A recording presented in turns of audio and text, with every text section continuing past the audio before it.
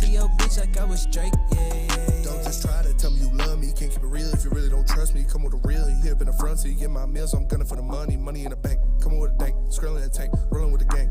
You sit and I on the sideline tripping. I go to the hole with the rock like Pippin. Yeah. I'm okay. What up, though?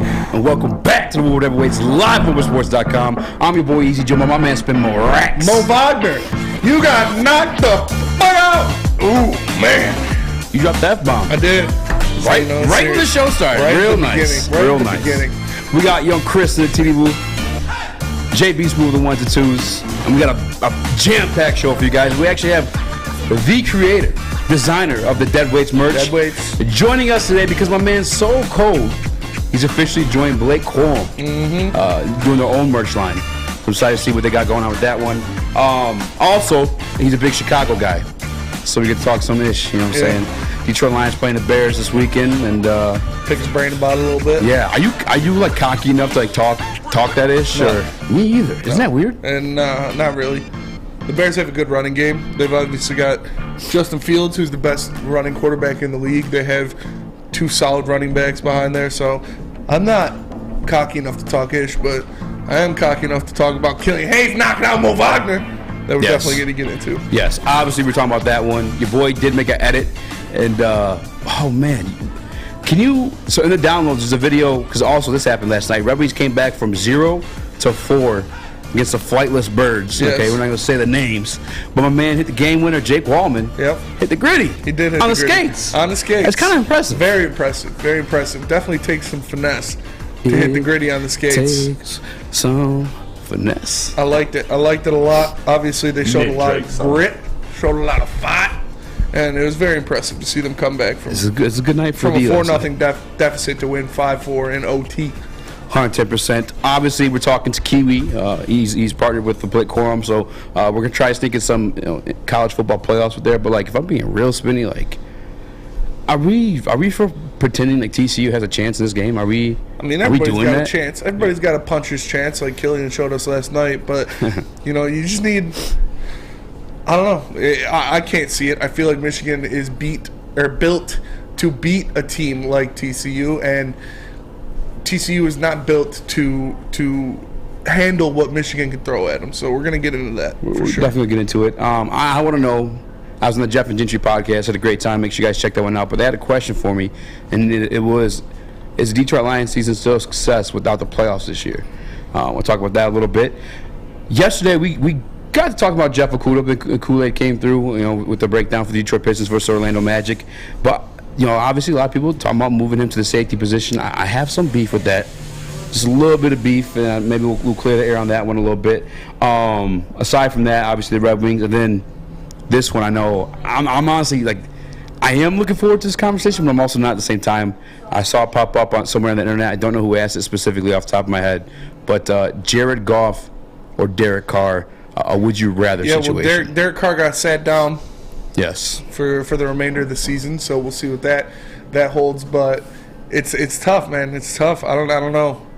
Obviously, based on this year, you're going to go Jared Goff. I don't know if I'd say that Derek Carr is that much of an upgrade over Jared Goff. So question kind of doesn't make sense to me. But we'll get into it. We'll get into it for sure. Thanks for already answering. Yeah, you're welcome. Way to go. I mean, I don't know. You have to find out later. Let's do the conversation now. Why not? You already started. Okay. You got some numbers on Goff. I'm sorry, for Carr this year. But overall, I don't even know that he's an upgrade over Goff at all. I don't know that. I feel like Derek Carr is like a bootleg Matthew Stafford, if you will. He is. He like is a Wish.com version of it. He is a little bit of a Wish.com Stafford. You see, his numbers aren't bad throughout his career. He throws a lot of interceptions, but you look at 2018, he had 4,049 yards, 19 touchdowns, 10 interceptions. 2019, 4,054 yards, 21 tutties to 8 interceptions. And then probably his best career was the best year of his career was in 2020, where he went for 4,103 yards, 27 touchdowns, 9 interceptions. And Jared Goff, obviously, we all know the best season of his career was that 2018 season with the Rams, when he had 4,600 yards, 32 touchdowns, and 12 interceptions. So I don't know. I'm not going to say Derek Carr is a big upgrade from Jared Goff because it's just not true. I think they're very similar. I think Jared Goff does some things better than Derek Carr, and Derek Carr does some things better than Jared Goff. But ultimately, I think Derek Carr would ask for more money, and that's not something I would. You can't pay a guy more than. I think he's already getting more. Oh no, not right now. What you're paying Jared Goff now, it doesn't make sense to me for someone who doesn't have legitimate skill sets I can look at that is like that is significantly better than Jared Goff. You can't do that when you put up Derek Carr next to him. He might have a bigger arm, but he's been pretty wishy-washy this year when throwing the ball down the field. Has turned the ball over a lot, which is something that Jared Goff has not done this year. So I don't know. I can't say that he's better than Jared Goff. So no, I don't want to replace him.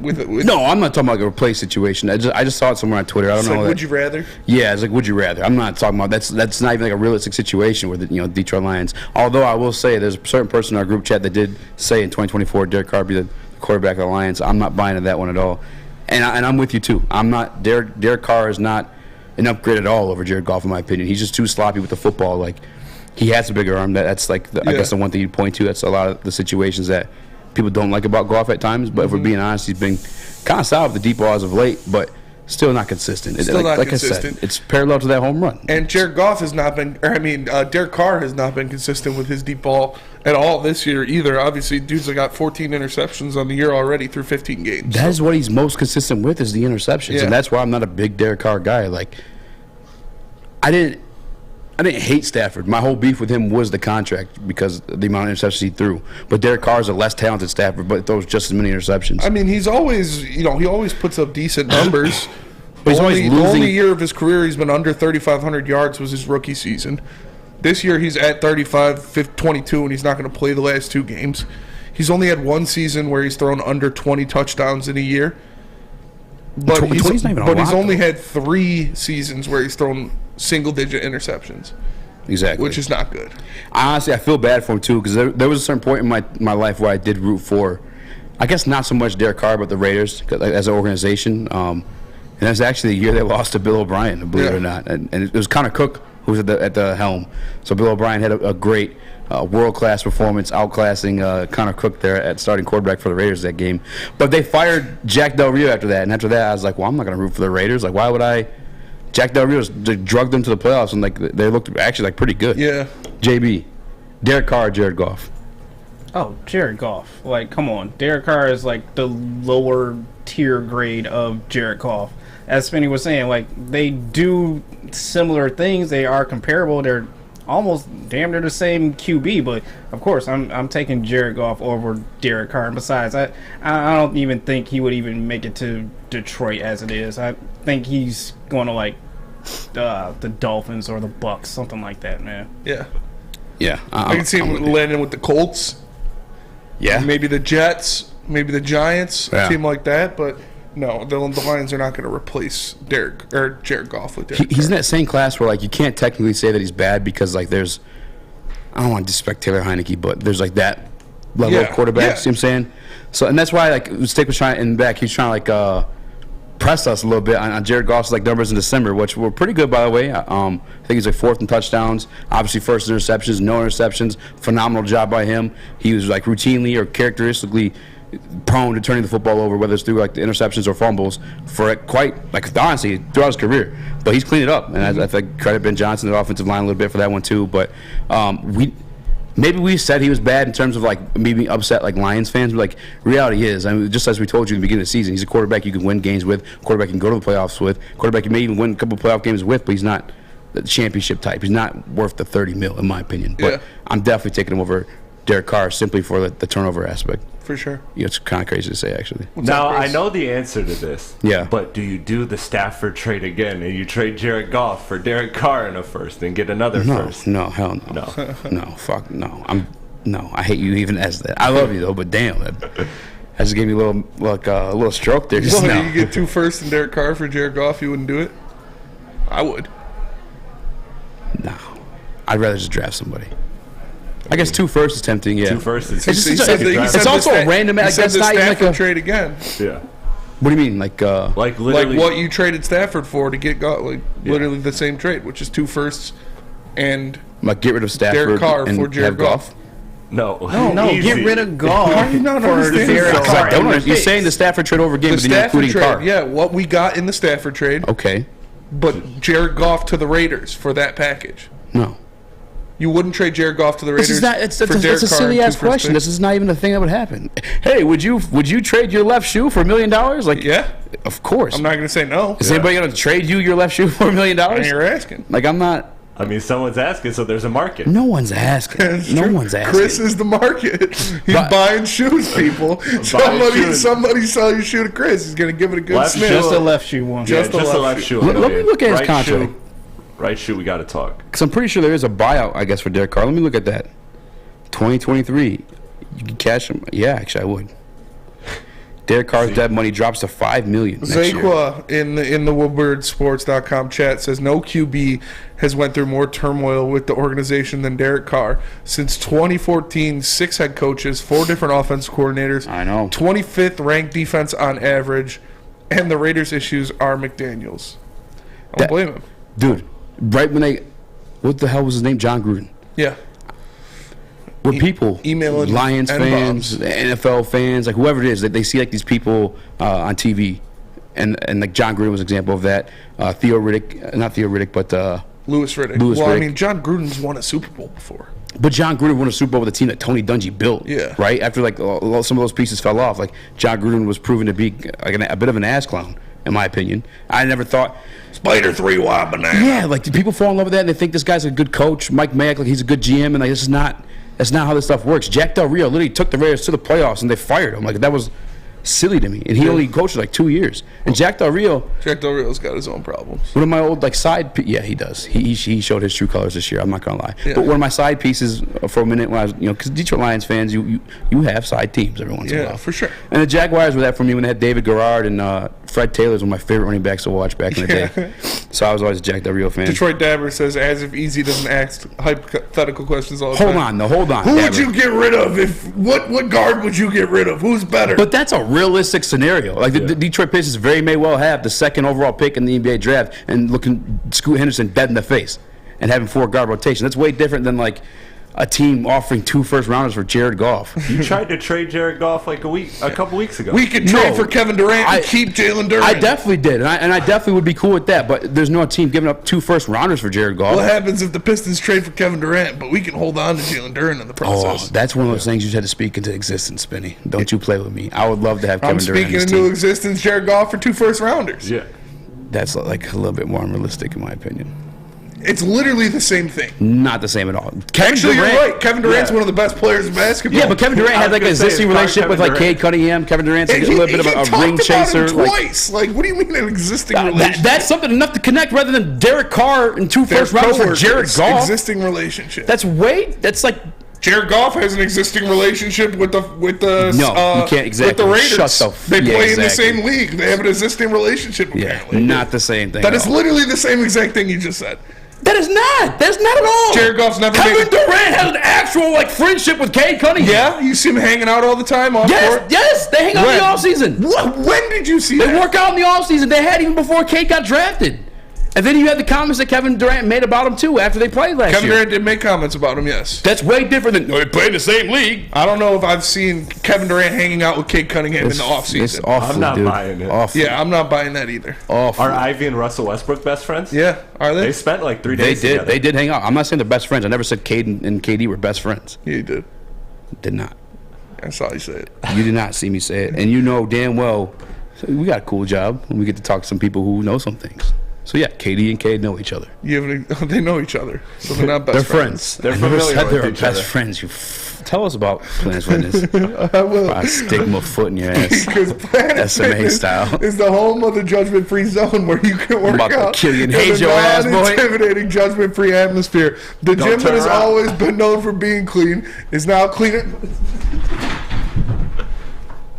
Planet Fitness, $10 a month. You guys get tan. You guys work out. Get the black card. Bring your friends. Damn, you way taller than me. We're heavyweights. We'll be right back. Oh, damn. 3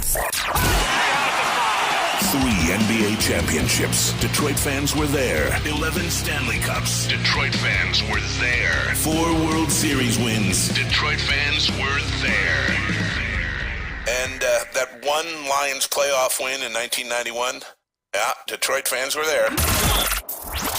Woodward Sports, where the fans are. At work and at home, we're there with smarter security solutions. Featuring complete automation with customized alerts and more. For over 90 years, we've been the company that's been counted on to protect what matters most, all with personalized service and care. Right now, for a limited time, receive a free video device plus free installation with a new home system. Guardian Alarm. We protect Michigan. Get a shot up. This is for the win. All of Detroit's sports teams live on Woodward. All of Detroit's sports coverage lives on Woodward Sports. Driving the best in Detroit sports coverage. At Alta. Uptime.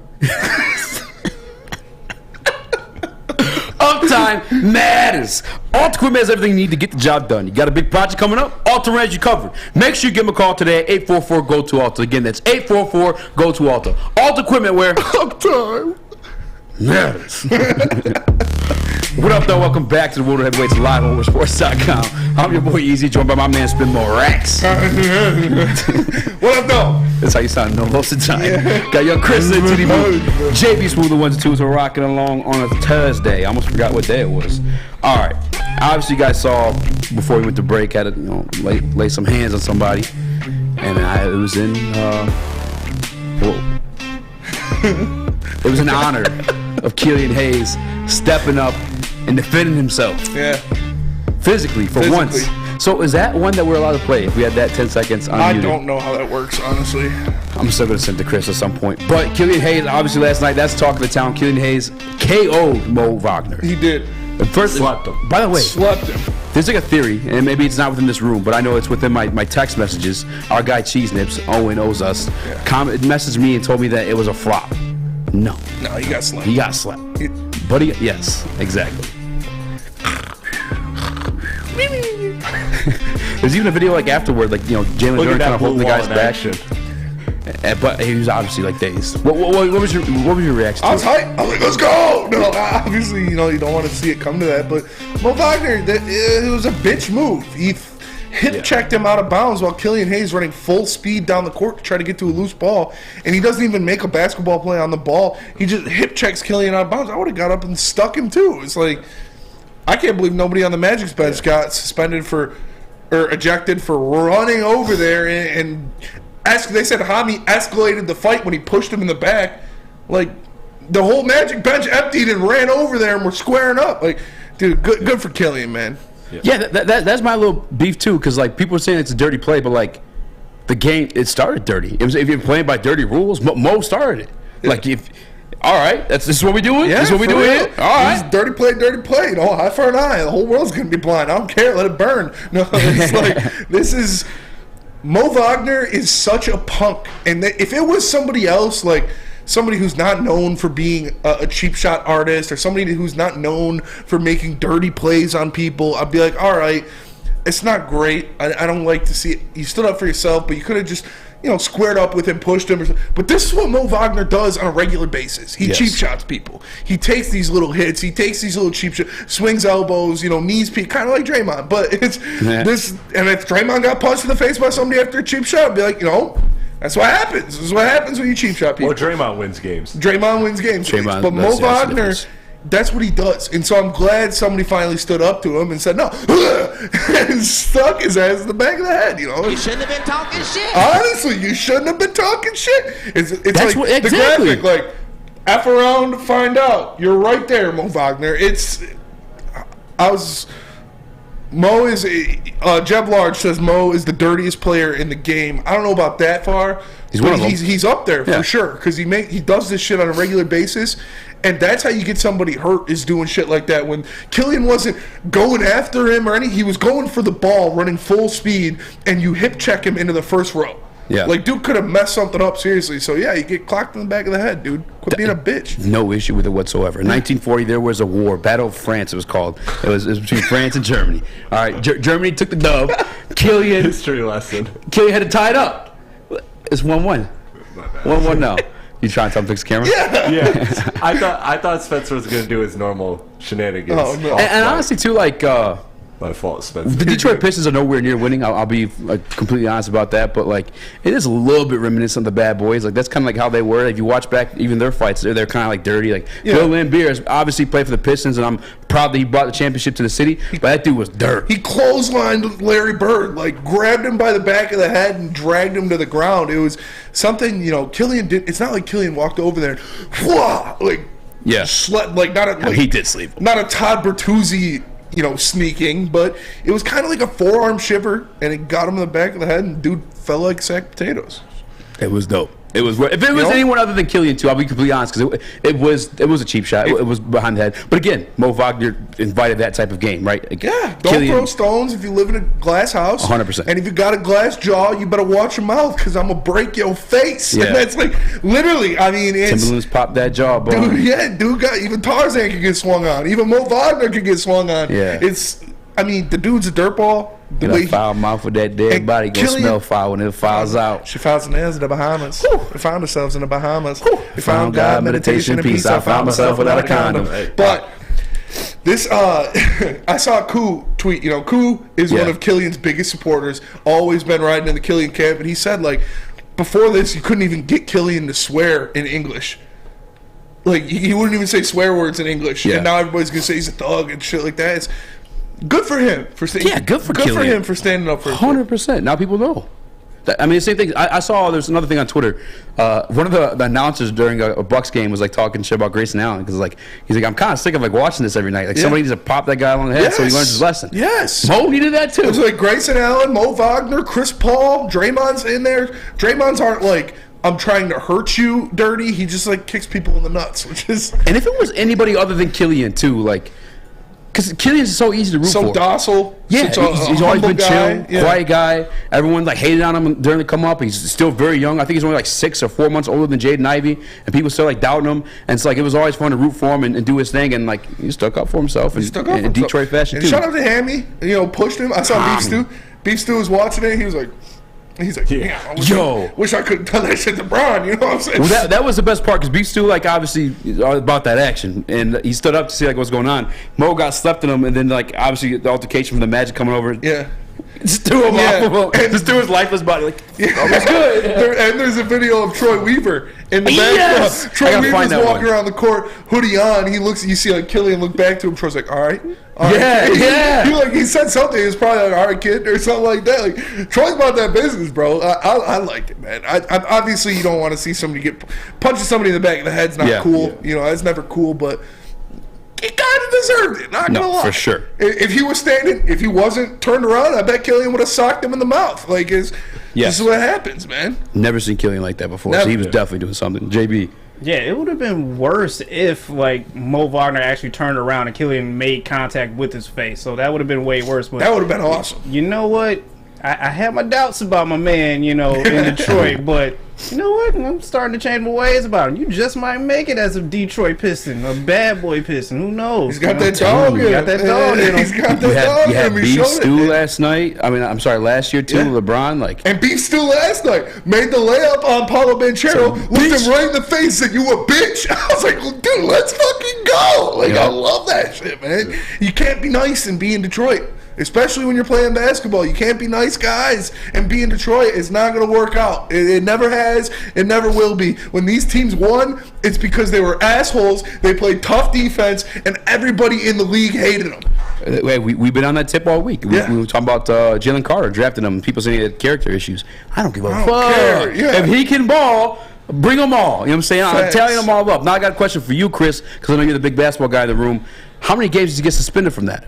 5 probably. Well, I was looking at the schedule, and conveniently enough, 11 games from now, they play the Chicago Bulls in Paris. So for sure, I do think there's going to be a little bit of reparation for the Jokic hit last year, because that was, I get it, Jokic is the MVP of the league, so he gets a lighter sentence, but how long Markieff Morris was out, I feel like the rest of the season. How many games did Jokic get for He got one game. Jokic just got one game. LeBron got one game. He still got 2 for his. Yeah, Killian will get 3 or 5. Max. Yeah. 5 max. Maybe Adam Silver was like, yes. If he gets 11, I'm pulling up to Adam Silver's crib. Yeah. I swear. 3, really? I mean, during the Isaiah Stewart and LeBron incident, there was blood involved. Yeah. Like this, like, but I'm thinking like, the elbow to Isaiah Stewart was inadvertent. It was a basketball play. Oh, okay. Yeah, it looked pretty purposeful. When you slow-mo'd it, you see LeBron go. Yeah. but you know, I can't see it being more than 5 games. No. And Killian's not like a repeat offender either. You know what I'm saying? Like, it's not like it's out of the norm for him. But I'm saying 3 games max, unless we actually get Detroited like we normally do. As you know, we coined the phrase versus everybody here because it started with Detroit versus everybody because it feels that way. I mean, Beef Stew was the guy who got the bloody face. He got the 2-game suspension. Yeah. You know? But I do, if he does get more than 2 games, I get it a bit because the optics of seeing like somebody unconscious and like, you know what I'm saying, like falling forward is a little bit scary for some folk. But we watch UFC around here, so it ain't much for us. Yeah, so, I think Killian will unfortunately get some of the burden left from the Jokic hit because it is punching somebody from behind. But again, I wouldn't expect more than 5 to 8 games. What does that even mean? Like just the burden of, you know, the fact that Jokic got a light sentence and there was a lot of backlash. Markieff Morris missed like 30-40 games. Yeah, like, that he was out also half this season. So it was one of those things retroactively. Yeah, Keith was milking that for sure. Dude sat out 40 games for whiplash. Yeah, I sent you a video. We can play it. We come back if you want, but it's 10 seconds silent though. Yeah, so I was fast forward to I got it right now. If you want Let's do it before we go to break. I gotta see this thing. Yeah, no volume. Let's make sure the buzz B and whatever else pressed off. Yeah, this is what I'm talking about. It'll be an over and back. Look, he could have seriously hurt Killian. Yeah. Oh, he's into the September. Dunzo. Good night, Irene. Is the Magic soft for like not throwing hands? Like I thought about literally on the way here. I thought about if someone did it to Spinny, I'm fucking them up. Oh yeah. Like we're fighting. If I see somebody do that to you, they're getting stuck. And the Magic didn't do nothing. So I was like, I'm not walking up to him and saying, "Hey, guys, I'm sticking." Hey, calm down. Yeah, you hit my friend. Yeah. Hey, that wasn't cool. No. Is Magic soft for that, for not retaliating? Or yeah. I think so too. For sure. Who wins that fight? It was straight brawl. Pistons. Pistons. Stu. Dude, Stu, Duran. Noel. Duran's taking 3 people down minimum. Duran's dunking somebody's heads off. Yeah. Stu's got another 3. Liver's probably pretty scrappy. Yeah. Hamadou, I'm sure, is scrappy. Court Joseph, he's just fodder. Even though Killian seems docile, I feel like he could fight. He's really Rodney aggressive on Magruder, defense. I bet Rodney Magruder can throw some hands. He's got long-ass arms. But they do have Bol and Mobamba and Wendell Carter. Yeah, it's true. That's reach. Isaac. They still got Isaac. We just got to put Stu and Duran out there against Bol and Mobamba. But Spinny, we got LCA. This is about to be a melee at LCA. That's true. Everyone from the stands is about to come down. You know it's about to happen. We got Rick Mahorn sitting right there. We win. Rick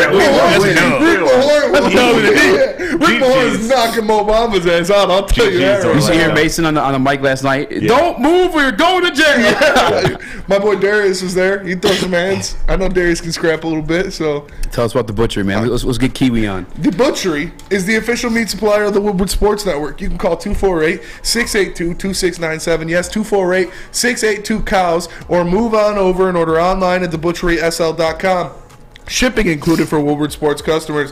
The Butchery, meats, eats, and treats. Sandwiches to die for, Wagyu meats, and artisan breads inspired by the legend Chef Dave. Only the best of the best for our meat-loving customers. An old-school butcher shop from a new-school perspective. Make sure you download the Woodward Sports app in the App Store and the Google Play Store today. Take Woodward Sports with you wherever you go and listen live on your phone or mobile device.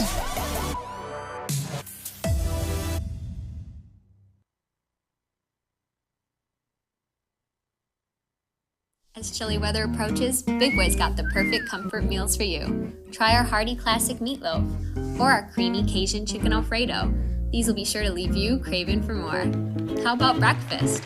Our stuffed potato pancakes are back with our lumberjack, blockbuster, and Santa Fe Garden. These potato pancakes will definitely fill you up. Whether it's for breakfast, lunch, or dinner, come stock up on the perfect comfort meal today. We'll see you soon at Big Boy. My name is Lee. I've lost 35 pounds on the Custom Health Center program. So the 3 biggest benefits that I've gotten from this program has been I'm not snoring anymore, I have a lot of energy, it's great, and oh, by the way, look at this. No, I'm just kidding. No, I'm just kidding. Call us at 844-789-THIN or visit customhealthcenters.com for a free consultation and get started for as little as $5 a day. We don't like to brag that we are the toughest sports network in Detroit, but we do have a guy named Darren McCarty on our side. Lemieux and McCarty, who've had a good knockdown drag up. There they go, right on the whistle. They were talking to one another. Woodward Sports.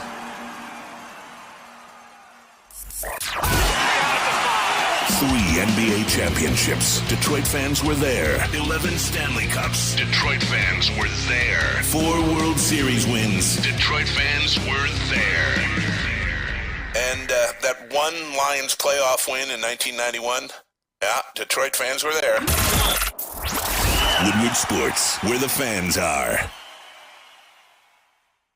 The Foaling Warehouse in Hamtramck is the home of the original football bowling pin game called Foaling. Multiple different ways you can play. They've got $12 open unlimited play and private lane reservation for $120 if you get thirsty. They got a $2 mystery beer vending machine and multiple fully loaded bars for you to choose from. Make sure you go check them out in Hamtramck or visit them online at foalingwarehouse.com.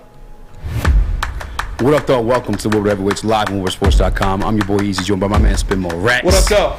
You know, Chris in the TD booth, JB Smooth, the ones and twos. We are also joined by the designer of the deadweight merch, my man Kiwi. Man, the myth, the legend. What up, man? Hey, what's up, guys? Thanks for having me on. Of course, dude. Bro. Thanks for stopping by. I spoke to you a little bit last night about the fight, but what was your reaction to the Killian knockout of Mo Wagner? Wagner. I love to see the kind of the bad boys of Detroit back again. I love it. Hell yeah. On the side of, I played rugby for the USA for a bit, so I'm on the side. Let's get some more contact and support. Let's go, baby. Physicality back. That's what it's all about. That's what I'm it's all talking about. And we know you're a big Chicago guy, so before we get to, your Blake Corum situation, the merch you got cooking up, we got to ask you about this game coming up. So first things first, I want to talk to you about Justin Fields. Like, are you sold on Justin Fields? Is your guys' franchise guy? Do you like to see some more improvement from him, or how are you feeling about him? I am. I'm sold. It's crazy what a coaching change will do to really change that mindset. I wasn't at the start of the year, but yeah, I'm all in on him now. Just like to see him put some more pieces around him, get another wide receiver up in there. My boy Dante Pettis in college with the so we'll get this weekend. Oh yeah. Yeah, I guess because I guess we experienced it a little bit with Matthew Stafford, where we had a good player on a bad team, and here locally it was kind of like polarized. Like some people really loved him, some people didn't like him. Is it becoming the same thing with Justin Fields in Chicago right now? Because people are saying he's good, but at the same time, you guys only won 3 games. Yeah, I think when you see these highlight plays, it gets poked up. It really makes it feel like okay, there's something there. So let's see. It feels like the word on people. 100%. And then obviously we had you on today. If you guys don't know, anyone watching, if you guys saw the Dead Weights merch, I should have wore the shirt today. I don't know what the hell I was thinking, but this is the designer of that very shirt. I appreciate you for that one. Things out cold. But you're that was fun one to work on. Thank you, man. I kind of want to do another one of Killian, maybe. I don't know. Maybe like a Killian knockout. Yeah, something sweet. I don't know. But you're an artist all around. I was creeping on your Instagram, and I saw this, Chris. If you could throw up that graphic on. You won a Rick and Morty trophy. What is this whole thing? It was like a scavenger hunt thing, right? Yeah, Rick and Morty's up there. I just they had a worldwide competition. They're dropping 70 statues around. I was like, shit, it's in Chicago. I'm gonna go find it.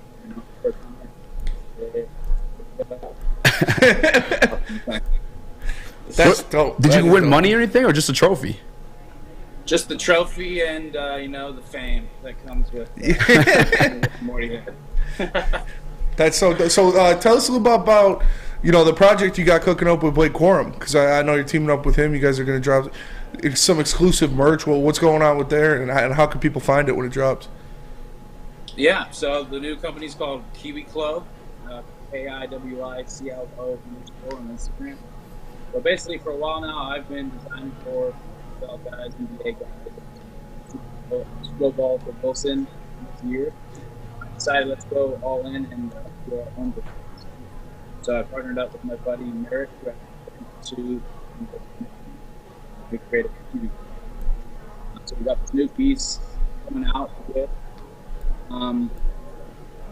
Blake there. The photo shoot, got a whole line T-shirts, hoodies, all that. Great guy. 50% of the proceeds go to the Larry Courage Fund. And pretty much like.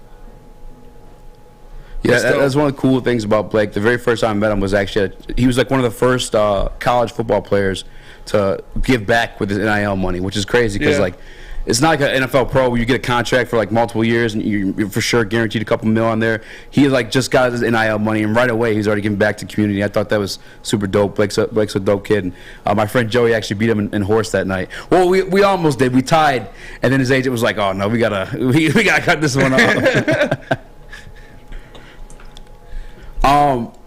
I wanted to ask you because you're originally from New Zealand. How did you become? Because the Bears are my biggest like rival team. I hate the Bears more than any other team on the face of this planet. And I don't know if you remember the Calvin Johnson catch, but that's where it all stems from for me as a Detroit Lions fan. But as someone from New Zealand, how did you become a Bears fan, and how can I like get you out of that? How can I get you to here as a Lions fan? So my dad's American and my mom's the Kiwi. Okay. And so I grew up there, but I inherited my dad's team. He's from Iowa. We got nothing out there. So Chicago Cubs, my number one. That's my team. I've got some tickets for that. And then just kind of inherited the other Chicago teams. I'm actually a Dallas Cowboys fan, number one. On the breakout wearing the opposing team jersey today to throw it off. Chicago's number two. But I've always been a fan of the city. Yeah, and so you're a Cubs fan, and obviously the Cubs had that giant championship drought end a few years back with winning the World Series. So you kind of feel for the Lions fans and what they've been put through for a while. Does that play into a factor this weekend at all? Are you kind of rooting for the Lions to try to get through the playoffs because you know that the pain of being a Cubs fan? I won't lie. I love your coach. I love just the heart that you guys have. I do. I don't want to see it against the Bears, but I want to make sure you guys beat the Packers next week. So you're the one who. And I can't say yet, but we may have something in the works. Kiwi brand with the player. Ooh. That you guys go into the playoffs. Oh, that'd be dope. Man, can you give us any hints at all, or? Offensive player. Offensive player. Okay. All right. What's his name rhyme with? We even did. It's not an official collab, but we kind of did the blanks for Cade calling him man. That's dope. Yeah, because the style we got from you was like the Warren Lotus style, and that's like especially popular here in Detroit because of Sana or Sada. Yeah. Is it Sana? Sana, I think. Yeah. And now is that like did he like Warren Lotus make that, and then everyone's just copying it? Or did you guys like intern under him, or like how why is it becoming so popular, and how long has it been around? I think skeletons they never go out of fashion, and they pair so well with sports, especially football, basketball. So I would say that Warren definitely pioneered it. He's kind of the goat of the world in terms of skeleton designs. I think a lot of people have kind of done and seen that he created. So I started off as a freelance designer. Okay, I can offer this.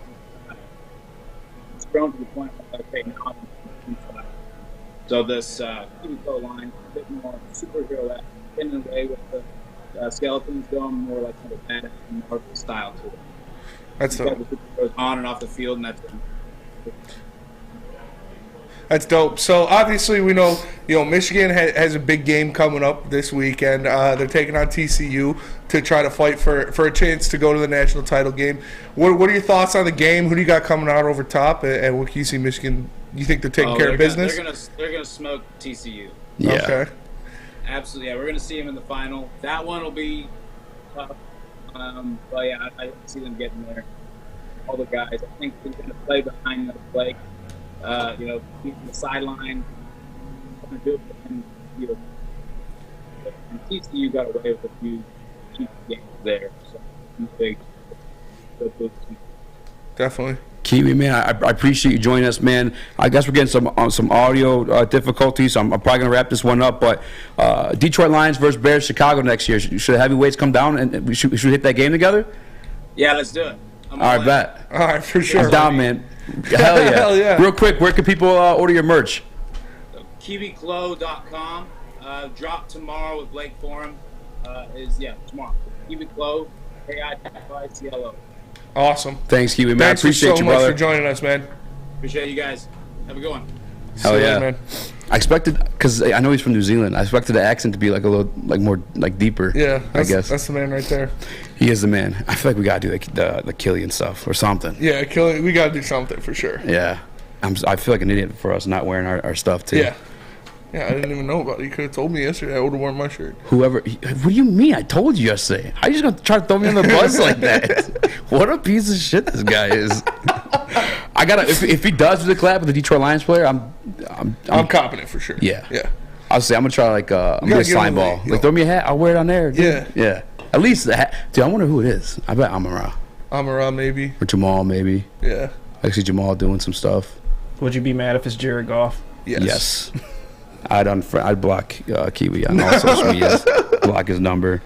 God, I hope it's not Goff. No, but that's dope. Make sure, like you said, he's dropping that merch with Blake Corum tomorrow. KiwiClo.com is where you guys can find it at. So make sure you go get that stuff, because I bet it's going to be sick. If you're a Michigan fan, you're definitely going to want to cop it, because you know how he made the Woodward Heavyweights merch look so fire. I'm sure this Blake Corum merch is going to be just as sick. So make sure you guys go check that out. And if you miss out on the drop, you might need someone to talk to, and we got it. We got the place for you. That's the Sports Marketing Agency, or SMA, where they spread awareness of mental health and substance abuse. With their new podcast, This is the S Word, helps fight the stigma about seeking help. If you or someone you know is struggling, head to thesportsma.com and get the help you deserve.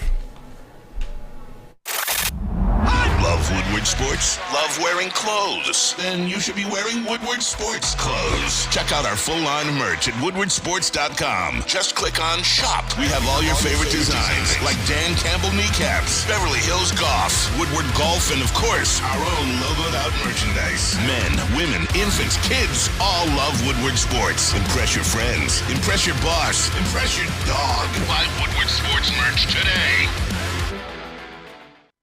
Introducing the Planet Fitness Guide to getting that post-workout glow. Step 1. What's your why? More epic energy? Better sleep? Blow off steam? Step 2.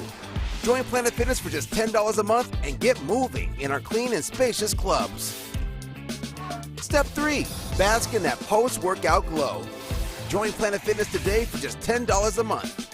Join today at any of the 50-plus Detroit area locations.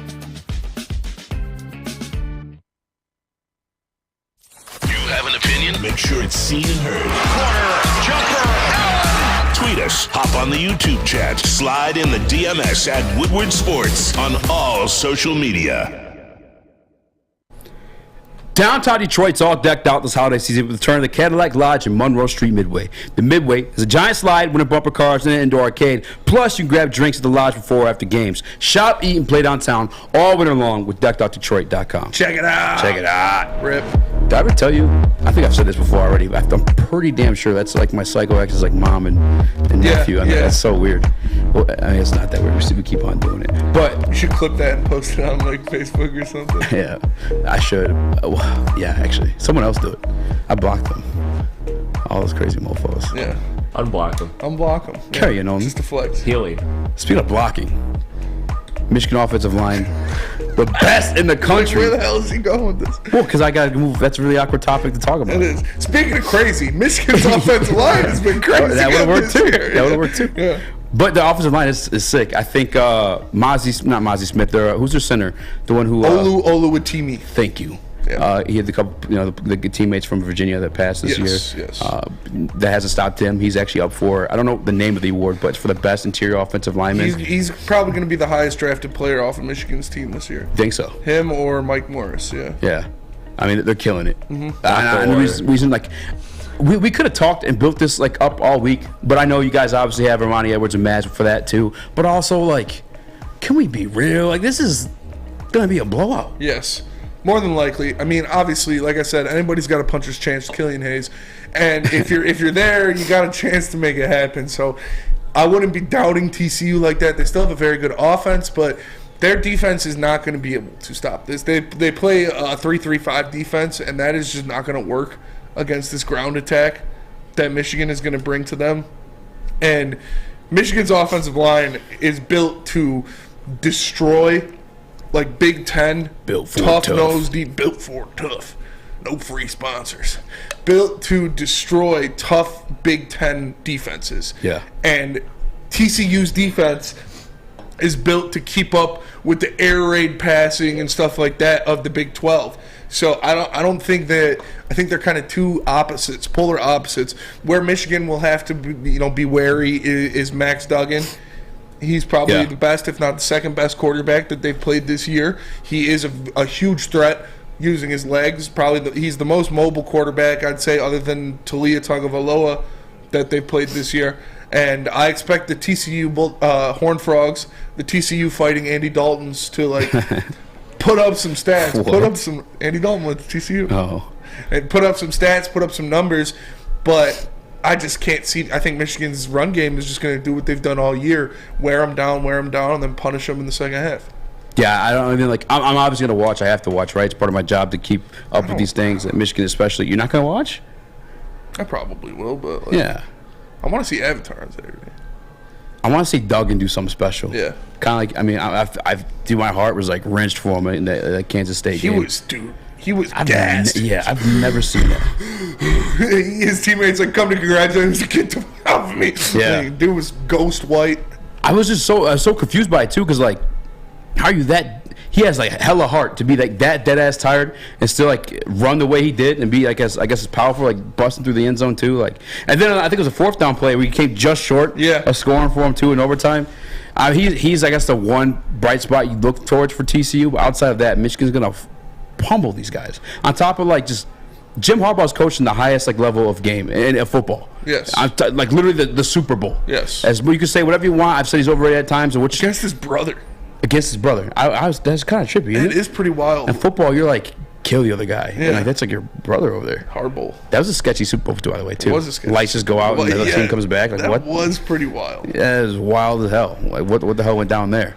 But Jim Harbaugh is a good football coach in that day. I know I said he's overrated in terms of when people try to compare him to guys who've won national championships. Yeah, I mean he hasn't proven it yet to be up. He's a top 5 head football coach in top 4. Top 5 head football coach right now in college. I mean, you look at guys that have done it. I can't put him over, obviously, Nick Saban or Kirby Smart or Dabo Swinney. But after that, you look at it, it's him, Lincoln Riley, who's a professional choke artist. Mm-hmm. Brian Kelly is up there, but Ed Ogeron, it's... Yeah. You look at guys like that, and that's where Jim Harbaugh falls. He's right. He just needs that championship. Once he gets in that championship, you can put him in that same ilk as a Kirby Smart, as a Dabo Swinney, as not Nick Saban. Nobody's Nick Saban, but it's he's getting there. And like you said, he's a great football coach. He has his style of football that he has instituted every single place that he's ever coached at, and it works. And it's that smash mouth, run the ball 40 times a game, wear you out. And then in the second half, we're going to keep doing that. You're going to be tired. Our guys are going to be fresh. And it is what it is. And that's what I see happening against TCU. The Horned Frogs are not built to handle that kind of ass whooping. Michigan, like you said, that offensive line, I said at the beginning of the year, they might be the best unit in college football. Yeah. Is Michigan's offensive line. They won the best offensive line 2 years in a row, and they got better this year getting a guy like Olu Oluwatimi who is going to be a top 15 draft pick in the NFL. So you're on fire with the pronunciations today. Thank you. I feel like one of the reasons... I heard Sam Flan will do it every day, 10 times. So. That helps. Yeah. I think one of the reasons Michigan's been able to dominate Ohio State as of late is they've distanced themselves from that Big Ten style of football where it's 4 yards in a cloud of dust and you're just literally forcing will upon the other team, and they've become more like that flashy aerial attack. And as you said earlier, TCU is just that. Yeah. But a way lesser version of it. And, I mean, they're already averaging, I think, the points are averaging 4 yards per carry against TCU. Yep. Averaging 150 yards. And Michigan's like the top 3 rushing attack, if not one. It's different. Neil broke it down based on average defensive yards stopped per game, which is because when you play a team like TCU, you get so many more snaps. Yeah. Because of the pace they play. But that would lower your average, though. Played. No, it looks at the end of the game, you have more yards and more rushing yards and more throwing yards because, it's like that. So I don't think their defense is as bad as it looks on paper. Oh, it is. But I don't think they're going to be able to stop Michigan's rushing attack. See, I think like law of averages, like when you do like stuff like that, like having more opportunities to like raise the number. Put it to you this way: if you made one shot, one like 3-pointer out of 2 shots, you're already like at 50%, which is like pretty damn good. If you're shooting more, you still only made that one shot, just as many shots before, it's just a lower percentage. Like more lowers your average. It doesn't like bring it up. So like. Well, I mean, the more snaps you have, the more you're gonna, more yards you're gonna give up. For sure, but the more that's more you're dividing like your final the final number by though. Well, not when you look at like yards per game and stuff like that, and that's what a lot of those stats are: is yards per game, stuff like giving up. And Sam Flannel would always say they're like 50th in yards per game. It's like but they have 150 more snaps played against than the next guy. So. I'm not saying they're world beaters or anything, but I do think they have to have somewhat of a decent defense to get here. It's just they play at such a breakneck pace that a lot of things get inflated. But the conference isn't like... Yeah, the conference isn't known for defense. The Big 12 has never been known for defense. It's always been running gun, slinging stuff, and all that. But I expect them to go out there and obviously make the best plays they can. Obviously... put up a fight, but I just think Michigan's going to run the ball down their throat. It's going to be a close game at halftime, like it is every single game with Michigan, and then in the second half, they're going to just explode because TCU's defense is going to be tired of getting punched in the face every snap, every play, and they're going to run in a couple big touchdowns like you saw them do against Purdue. You saw them do it against Ohio State. You saw them do it against Michigan State, where even multiple games throughout the season, pretty much every game all season, at the beginning, in the first half, it's pretty close. It's a one-score game, and then at the end of the game, it ends up being 43-21 because the defense gets worn down. So, I think the spread's 7.5. TCU covering? 7.5? No. JB's TCU covering 7.5.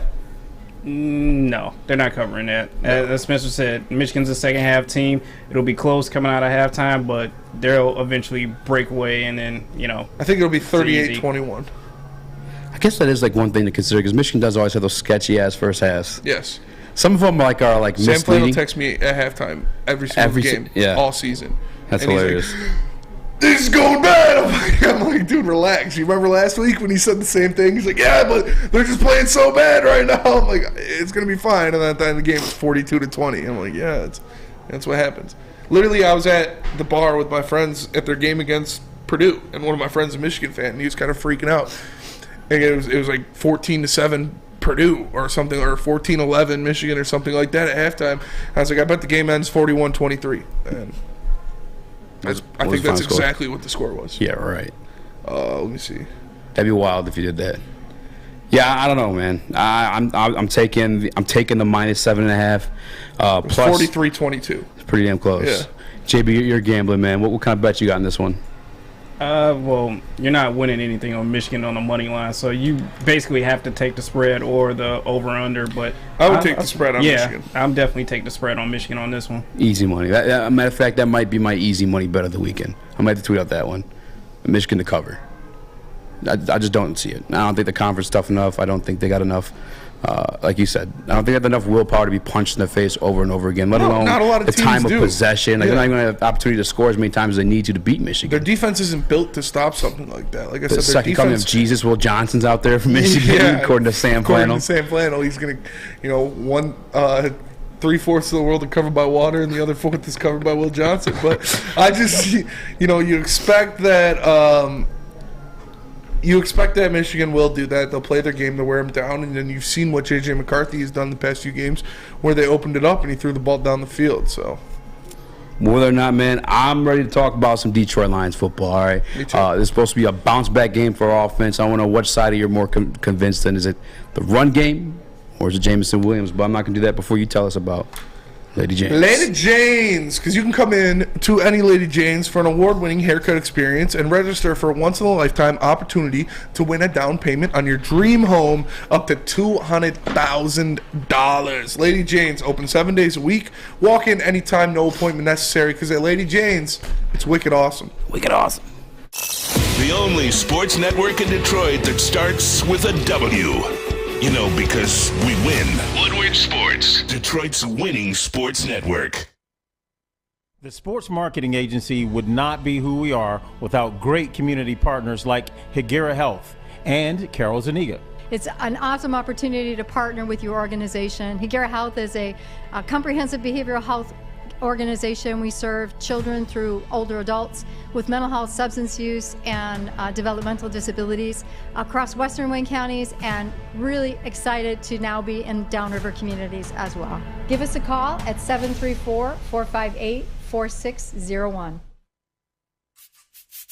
You don't have to go to the beach, man.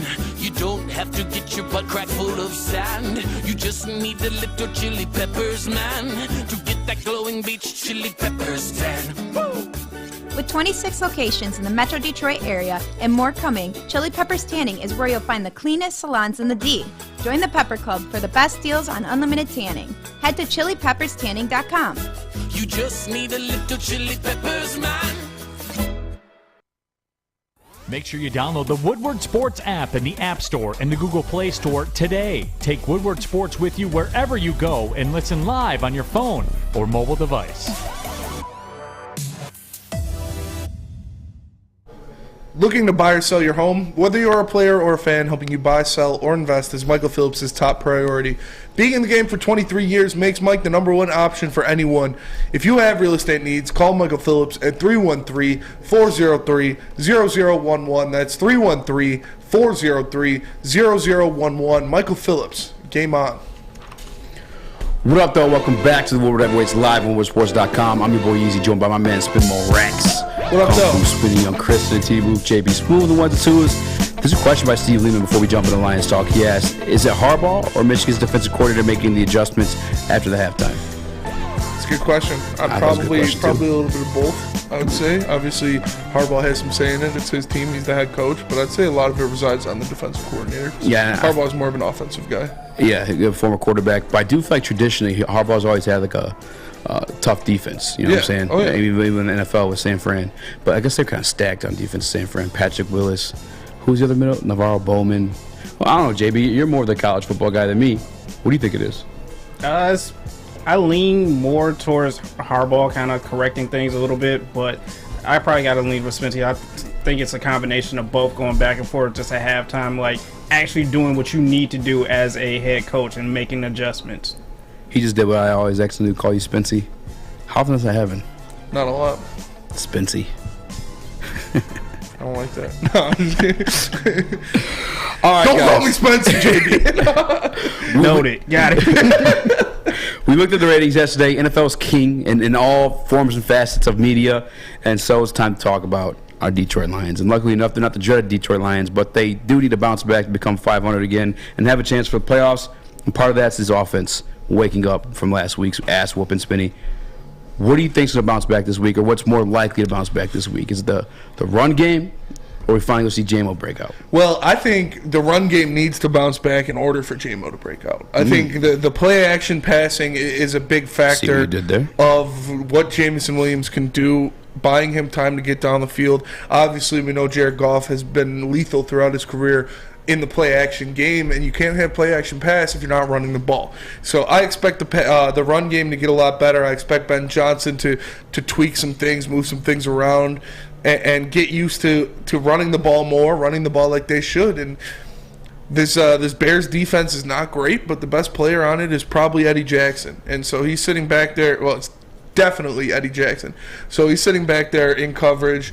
You got to be wary of him. I think they're going to want to run the ball early. They're going to get used to toting it on the ground. And eventually, if that run game gets back to form, if that run game becomes at least something that the Bears and other teams will have to think about, it will allow them to open up Jameson Williams more and hit him deep downfield. I like that. I mean, that makes perfect sense. I didn't think of it that way. I'm probably going to actually, JB, which one do you think? It's the run game for me. You need this to return back to your offense, to have that weapon in your back pocket, so you're not relying on Jared Goff to throw it 20 to 40 times a game, because we all know that's just not going to happen, and it's not going to turn out well, especially that deep ball with him. So you need this run game to pick up. For me, actually, I'm a cheat. We heard Ben Johnson's press conference before. Chris, can you play that clip from Ben Johnson today? Yes, I can. This is they asked about Jamo. It's growing every week. And so, we know that he can run, but we're getting a feel for. We're having Jared see the breaks so that he can anticipate the throws. So it takes a little bit of time, and he's been great. He's working his tail off. Every special teams period, those two are getting extra reps. So, like we said a few weeks ago, it's a race right now to see how far we can push it over the next few weeks. I got to side with Jamo. I think there's pressure on Campbell, pressure on Ben to make the move not only from Jamo, but now from the fan base after Jamo's kind of gone public with it. I don't know if, by the way, are you a big fan of that? Because, the drama. Jamo going public with? Yeah. I mean, liking a tweet, is that going public? That's fair. He's a younger guy. He's going to learn from it. It's not like he tweeted, they better throw me the fucking ball or I'm not playing. It's nothing that crazy. So I'm not mad about it. Killian Hayes' ass. Yeah, I'm a Killian Hayes, Jared Goff. If you don't throw me the ball anymore, no. It's Jameson, man, he's frustrated. He's obviously had a frustrating rookie season. He's been injured for a majority of it. When he came back, he got the touchdown. He was missed on a touchdown. I bet he's mad about that. I bet, he's mad about the lack of targets he's seeing, I'm sure. But I'm not mad about what he said or what he did because you just like the tweet. Yeah. I like tweets all the time. Spencer's the best on Woodward Sports. So, Spencer needs more time on the mic. Spencer needs a raise. Yeah. Spencer's ugly as shit.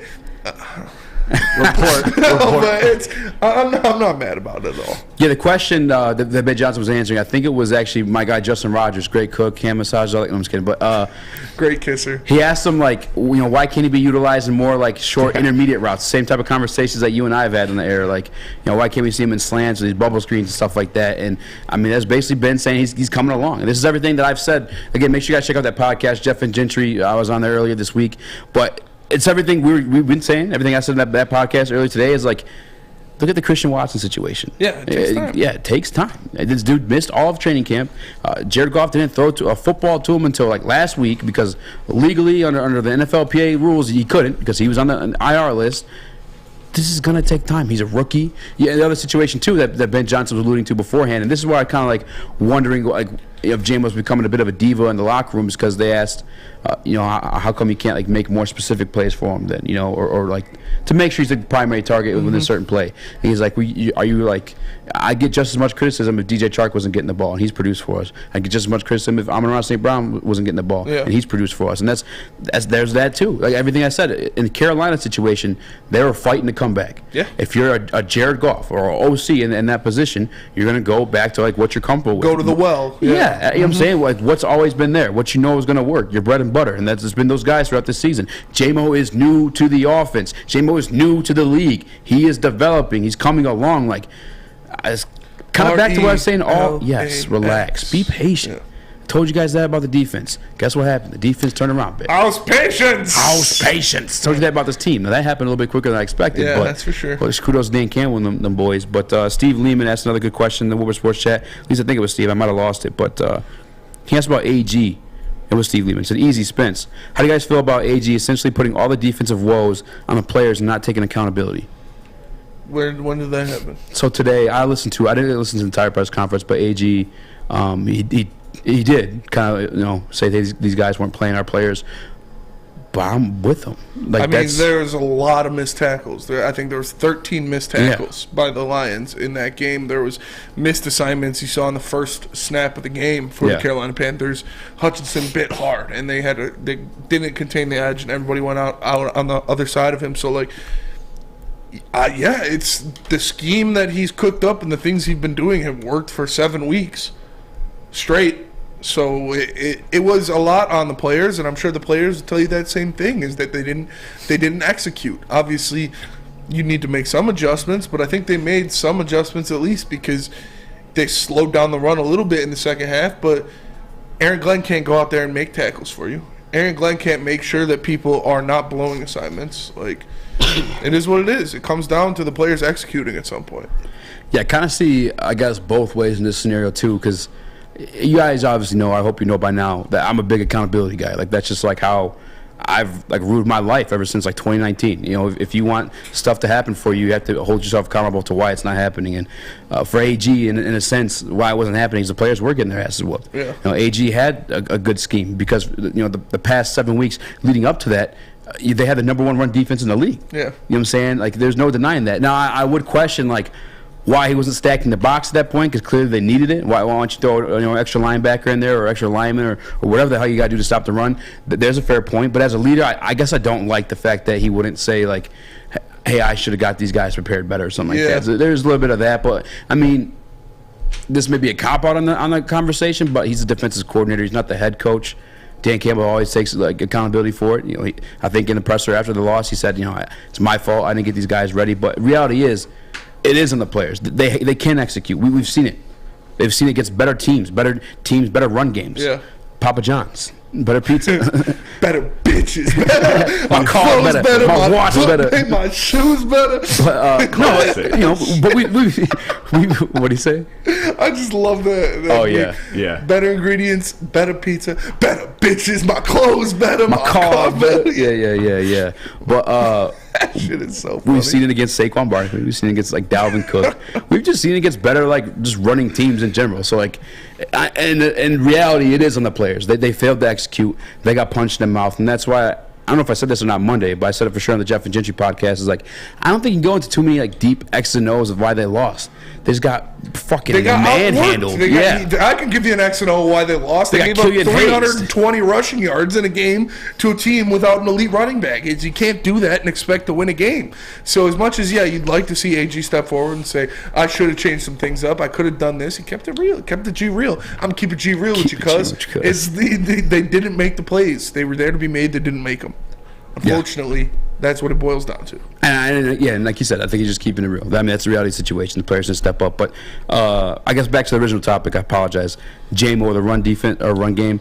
The run game has been like consistently not there. I think only 2 runners have gone for over 100 yards for the Lions this year. Mm-hmm. I think there's more. If I'm betting on it, right, I'd put my money on Jamo going off, because we've seen Jamo could for sure burn a defensive back, and he's burned good defensive backs in DJ Reed. Just Goff couldn't make the throw at that time. We see him do it against the Vikings too. So like, I could count on that happening, or at least getting lucky 1 or 2 times throughout a game, versus the consistency of this run game like not being there. And again, I don't want to like completely shut the run game. It's just more so like the efficiency of it, and it was better in the beginning of the year when Swift was healthier, but we've seen it diminish since. So talk about not being accountable, man. I wish when they asked DJ Reed like about Jameson Williams, they would be like, yeah, he's fast or something like that. Why he didn't say that? No, he's like, he pushed off. Is that what he said? Yeah, he did kind of push off though. Yeah, I mean, you don't push off and create 5 yards of separation. He pushed off and got going on you. Having a show, He burnt your ass if that's what you're looking for. I wanted to hear something out of a player that's played against him. Just be like, yeah, he's fast.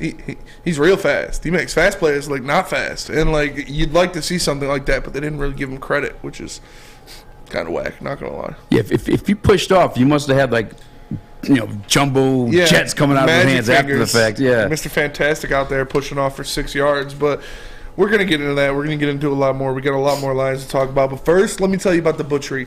Because the official meat supplier of the Woodward Sports Network is The Butchery. You can call 248-682-2697. Yes, that's 248-682-COWS. Or move on over and order online at thebutcherysl.com. Shipping included for Woodward Sports customers. The Butchery. Meats, eats, and treats. Sandwiches to die for. Wagyu meats and artisan breads inspired by the legend Chef Dave. Only the best of the best for our meat-loving customers. An old-school butcher shop from a new school perspective. 3 NBA championships. Detroit fans were there. 11 Stanley Cups. Detroit fans were there. 4 World Series wins. Detroit fans were there. And that one Lions playoff win in 1991. Yeah, Detroit fans were there. Woodward Sports, where the fans are. Hi, I'm John from Better Rate Mortgage, and to me, family is more than blood. That's why I have the biggest family in Metro Detroit. If you're looking to buy a house or refinance and need a loan, come get treated better than family by me and our entire team here at Better Rate Mortgage. We pride ourselves on giving you better advice, better service, and a better loan experience. That's why we are Better Rate. If you're looking for a new mortgage, come get treated like family. Actually, better with Better Rate Mortgage. Visit us at mybetterrate.com or call at 248-480-4467 today. Get a shot up. This is for the win. All of Detroit's sports teams live on Woodward. All of Detroit's sports coverage lives on Woodward Sports. Driving the best in Detroit sports coverage. Monroe Street Midway has swapped out roller skating, basketball, mini golf, and for a giant Arctic slide, winter bumper cars, an indoor arcade, and putt. Putt? Putt. Whoa! Putt. With free entry to the site. Enjoy a variety of new activities aimed at creating an exceptional winter experience for everyone. Go to the Midway this winter. It's snowing! And enjoy Santa sightings, tasty treats, and make magical memories during the most wonderful time of the year. Get off of me, bro. The giant Arctic slide, you can go down in an inner tube. It's 20 feet high, 80 feet long, and brought to you by Come Play Detroit. And, of course, you can warm up with their tasty treats. They're serving up burgers.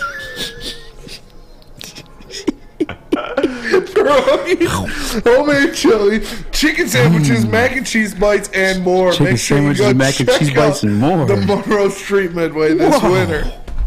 What happened to all the snow? The snow's gone. They closed the roof. You didn't know we have a retractable dome in the Woodward Sports Studio. What they call this Chad World. Yeah. This Jerry World. Yeah, Chad it's World. Chatty World. What up, though? Welcome back to the Woodward Heavyweights Live on WoodwardSports.com. I'm your boy Eazy, joined by my man Spin More Racks. What up, though? Young Chris in the TD booth, JB Smooth in 1 to 2s. We're rocking along on a Thursday, talking Detroit Lions. Obviously, they need to bounce back. They do. And we can't guarantee the playoffs at this point. It's not looking good. I'm pretty sure if New York wins, they're in. Pretty sure if Seattle wins, they're in. What you think? Seattle and... I'm pretty sure New York just needs one. New York just needs one. Yeah. Seattle and the Commanders can win a game, but the Lions need them to lose at least one game. Correct. So if they win this week, we just got to pray that they don't win next week.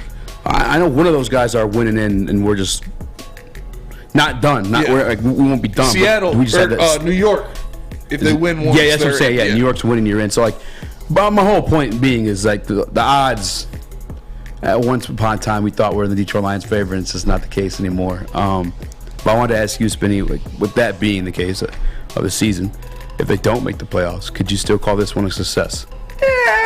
Yeah, I mean, like I said, they're playing on house money right now. Nobody expected them to be here, especially after they started 1-6. I had them at 7-10 on the season. So if they don't make the playoffs, I'm not going to be. Obviously, I'll be upset because they're in a position to do it. But I'm not saying the season's a failure. SOL. You got to think about when the season started, what the expectations were. When this team was 1-6, what the expectations were. They changed those expectations because they played great football for a vast majority of the season, for almost half of the season. So, yeah, it's good to see. It's good to see them growing as a team. It's good to see them growing as coaches. And the young guys are playing very well. The young guys are being, important factors into why this team is winning. So I'm not going to say this season's a failure if they don't make the playoffs. It's upsetting.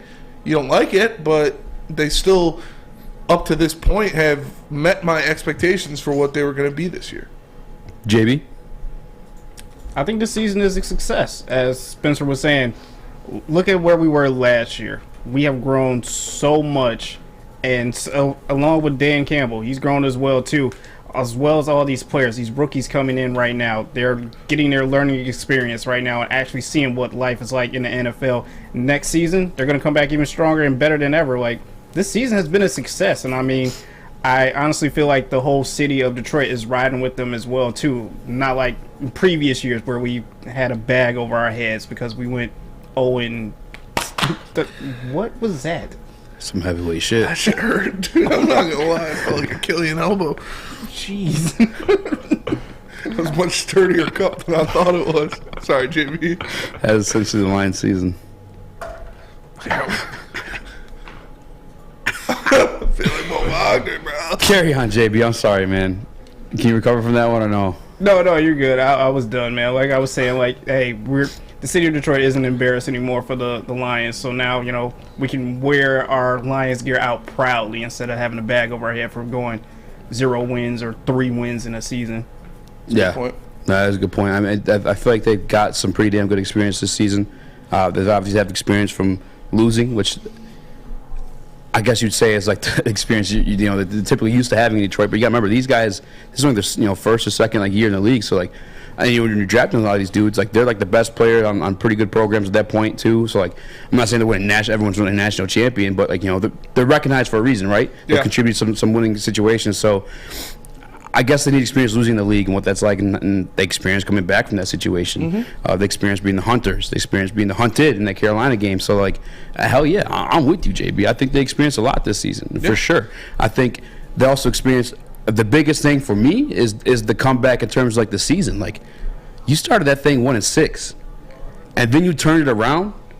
That's in your back pocket moving forward for the rest of your career. To if you're ever in that situation again, I mean, hopefully it's not a 1-6 slide, but anything not good enough, damn well you can turn back around. You're not throwing the towel. You're not giving up. You know what I'm saying? No, yeah, this team has given itself a lot of confidence, like you said, not only knowing that no matter how far you are down, they can claw their way out of it and still be in contention at some point, but knowing that they can go on the road and beat anybody, knowing that they can come at home and beat anybody. There's nobody in this league that is too far away from them to where it's just a forgotten task.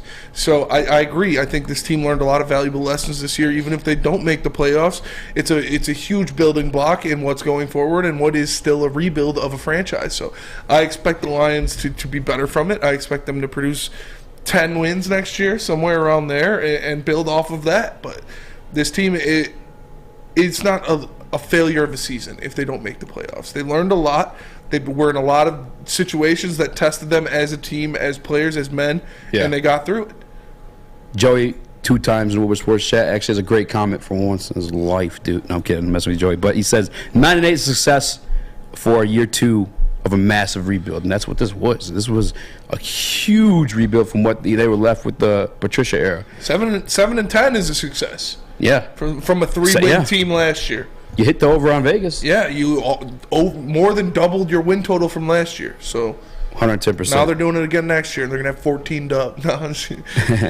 Yeah, no, but I mean, not only the experience, but I think too, like for the brand of what they're trying to build in terms of Brad Holmes and Dan Campbell too, because they built the tough guy mantra. They built the, we're going to bite your kneecap and get back up and continue fighting. That's what this season represented. So I think in terms of like brand-wise, that carries on to the off-season to where you might have a couple of free agents visit you now. The same type of ones, I guess, from beforehand. They want to come here and prove themselves. That's what Detroit's been, right? They've been the guys that like couldn't cut it somewhere else but had an opportunity to start here and showcase their skills or that they could actually truly play. But I mean, more guys are seeing that's going to work, and maybe that eventually leads to like a winning situation too. But don't forget, there's a lot of guys that, well, you can't forget because it's more a theory than actual fact, but I think we see time and time over again guys that have like killer years within a good team that's like overall like unit of a team. Yeah. And they were just a piece of it, and then they get a big bag that goes elsewhere. I mean, you see Bill Belichick's guys all the time. Yes. And they're just not the same player. We're victims of it with Jamie Collins. We're victims of it with Trey Flowers. Like, yeah, it's happened to us. So, like, we're going to get those guys. You know what I'm saying? Like, but hopefully make them work. For the brand of the, and for as a fan base, too. Dog, I needed to buy into this because I needed, like, validation that they were like what we thought they were. Because we hyped ourselves up in the offseason. It was before Hard Knocks, too. We had Dan Campbell, Brad Holmes. We were hyped about it last year. Yeah. I mean, we always kind of, I mean, at least me. I can't speak for everybody, I guess. But Dan Campbell's the type of coach you're like, hell yeah, like, I rock with this dude. Yeah, he gets the juices flowing. He's always been a leader of men, someone who can excite a fan base, someone who can inspire a team. And now you're seeing it as results on the field, which is a big thing. So I expect them to go out there. I expect them to beat the Bears, and I expect them to start putting a cap on this season. Hopefully the chips do fall in place. Hopefully the dice lands on 7. Hopefully they can go out there and make the playoffs, because that would be huge for this young team to get some playoff experience, to learn what it takes to make the playoffs and what it takes to compete in a playoff game. It would be huge for this team. So that would be awesome, but again, it's not the end of the world if they don't make the playoffs, because this team was dead at 1-6. This team was completely in the ground. They were in the basement of the NFL, and they've clawed their way out of it to be in playoff contention. I kind of learned a lesson from this season too. Is like, obviously I was patient throughout the situation either way, but I know to keep my mouth shut. On like a lot of that stuff, because the Bears at one point were like second in division at like 3-1 or 3-2, like whatever they were. I think they started 3-0. Yeah. And then obviously now they're 3-12. Lions are borderline playoffs. Like stuff just switches right away. So I might temper my hot takes next year a little bit, just a little bit. Bears lost 8 games in a row. Yeah, I didn't have too many of them hot takes. I don't feel like that would have like did me in. Well, I guess I don't do anybody in because people survive them. Skip Bayless is still around, but Skip Bayless is still around. Some people are talking about trading Taylor Decker last year. Dude, it's still around. I'm not talking to you, Joey, and Adam, all them good guys. But anyway, there's a good question in the Woodward Sports chat. What's the expectations for next year now? Is it double digits or bust? Yeah, 100% double digits in a postseason berth. And honestly, no, I don't want to go. Like, contending for an NFC North title. That's fair. Those are my expectations for next year. 100% double-digit wins, 100% playoff berth, and 60% contending for an NFC title, an NFC North title. What do you think is Vegas going to have like the win record at? 9.5 probably. That's fair. I get it's really soon, right? Because we don't know like what the other teams are going to add in terms of like the NFC North. Yeah. And obviously the Detroit Lions, like we're going to add, what the Packers going to do. I think the Packers are a lot better than people think too. Like they have a lot of young pieces that I was big fans of, like heading into the draft. The Quay Walker, Devontae Wyatt, Christian Watson, Romeo Doubs. Those are all names we all became familiar with throughout the draft process as like potential Detroit Lions. All Green Bay Packers right now. Yeah, Quay Walker's an animal too. Yeah. On top of already having freaking Alexander. Yeah, Drew some Alexander. Aaron Rodgers dude. He's pretty good. Aaron Jones. Also pretty good. A.J. Dillon. Yeah, solid. David Bakhtiari. I'm not ready to escort them out the division yet. Those young pieces are going to get experience too, so I don't. Screw the Packers. Do you count that into your 10-win season next year? Yeah. Yeah. We'll see. I feel like Week 18 will be a big teller of what that's going to be, but double digits, JB? Double digits or bust next year? Yeah, I'm predicting at least double digits and a very comfortable playoff spot where we're not sitting here worried back and forth about, hey, are we going to get that division last spot? title? Yeah, are we going to get that last spot?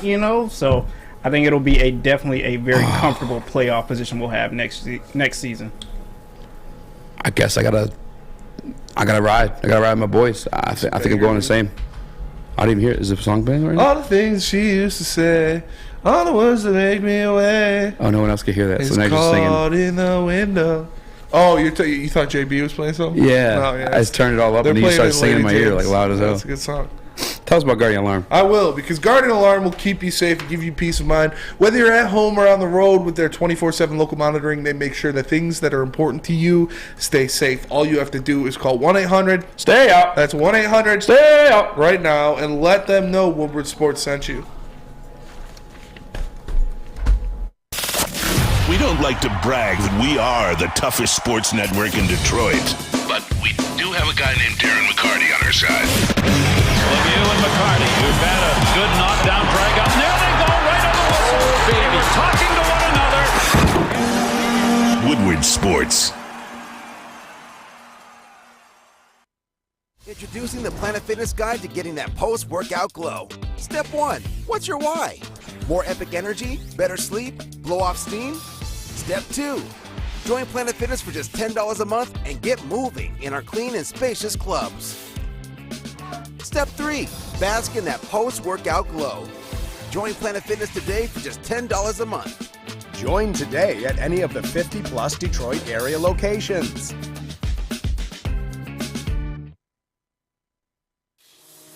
It's a great day to get some Centron in your life. Okay. There it is. Centron, here we go. Gotta grab the cranberry.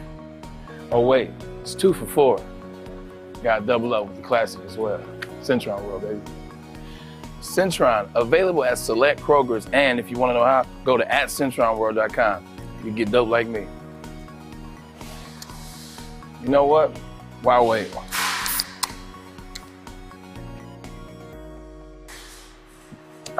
Great taste, guaranteed.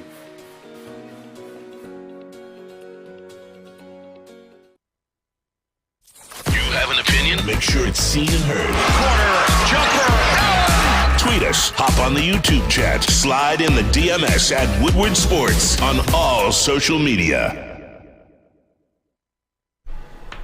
Our very own Ryan Armani has enlisted the help of Custom Health Centers, and now he has lost upwards of 20 pounds. You see what he used to look like. You see what he looks like now. God dang! And it's all thanks to Custom Health Centers.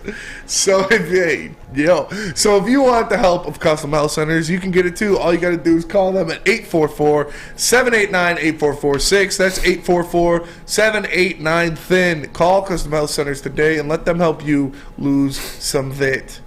Wouldn't that be something, the Green Bay Packers sneak in the playoffs? I thought you were going to say, wouldn't that be something if we lost some weight? Hell no.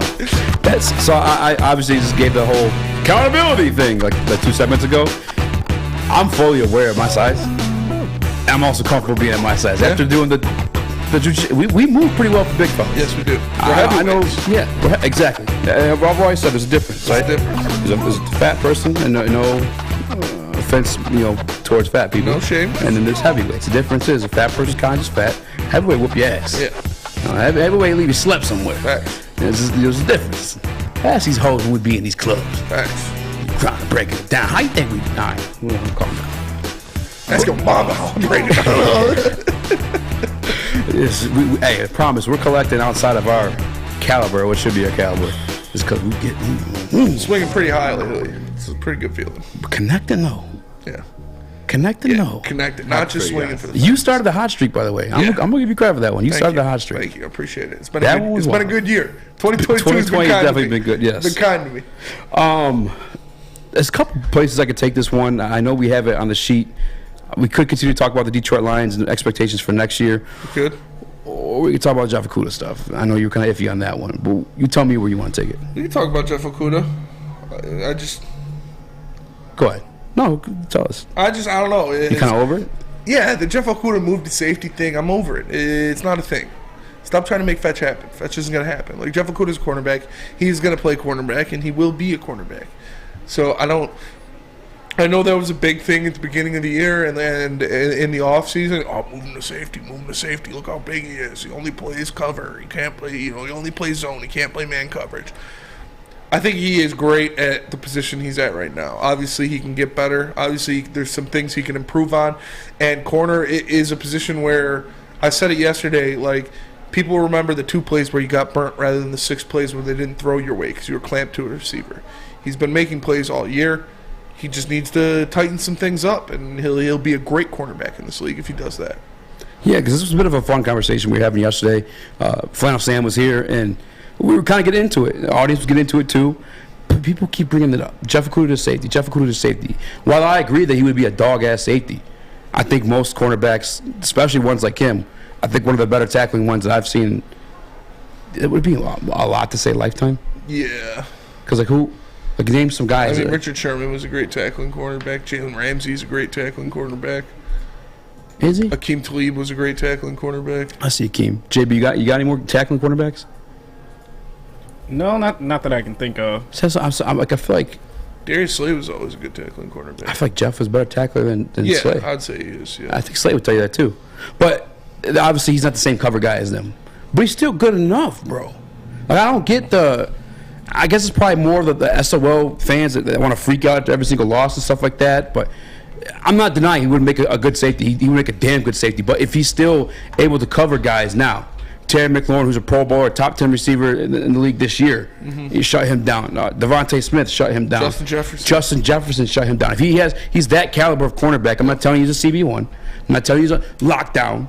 But I'm telling you he's good enough to play the position. Why would we move him out of the position, especially when we're kind of in need of it? That's like one of the pieces we're talking about drafting coming up in this first round. Not like a second round cornerback. We're talking about a first round cornerback, possibly with the first pick we have in that first round.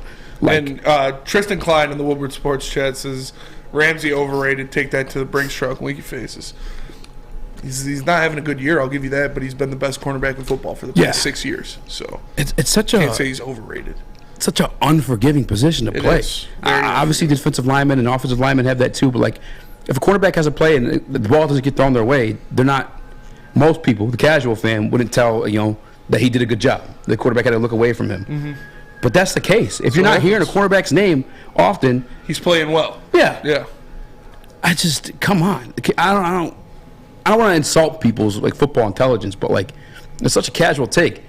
On the Jalen Ramsey one too, like that doesn't mean like he hasn't been good in the past. He's been the best corner in the NFL for a very long time. Mm-hmm. He's aging and getting worse than what he once was, but you also have to remember like what he once was like the number one guy.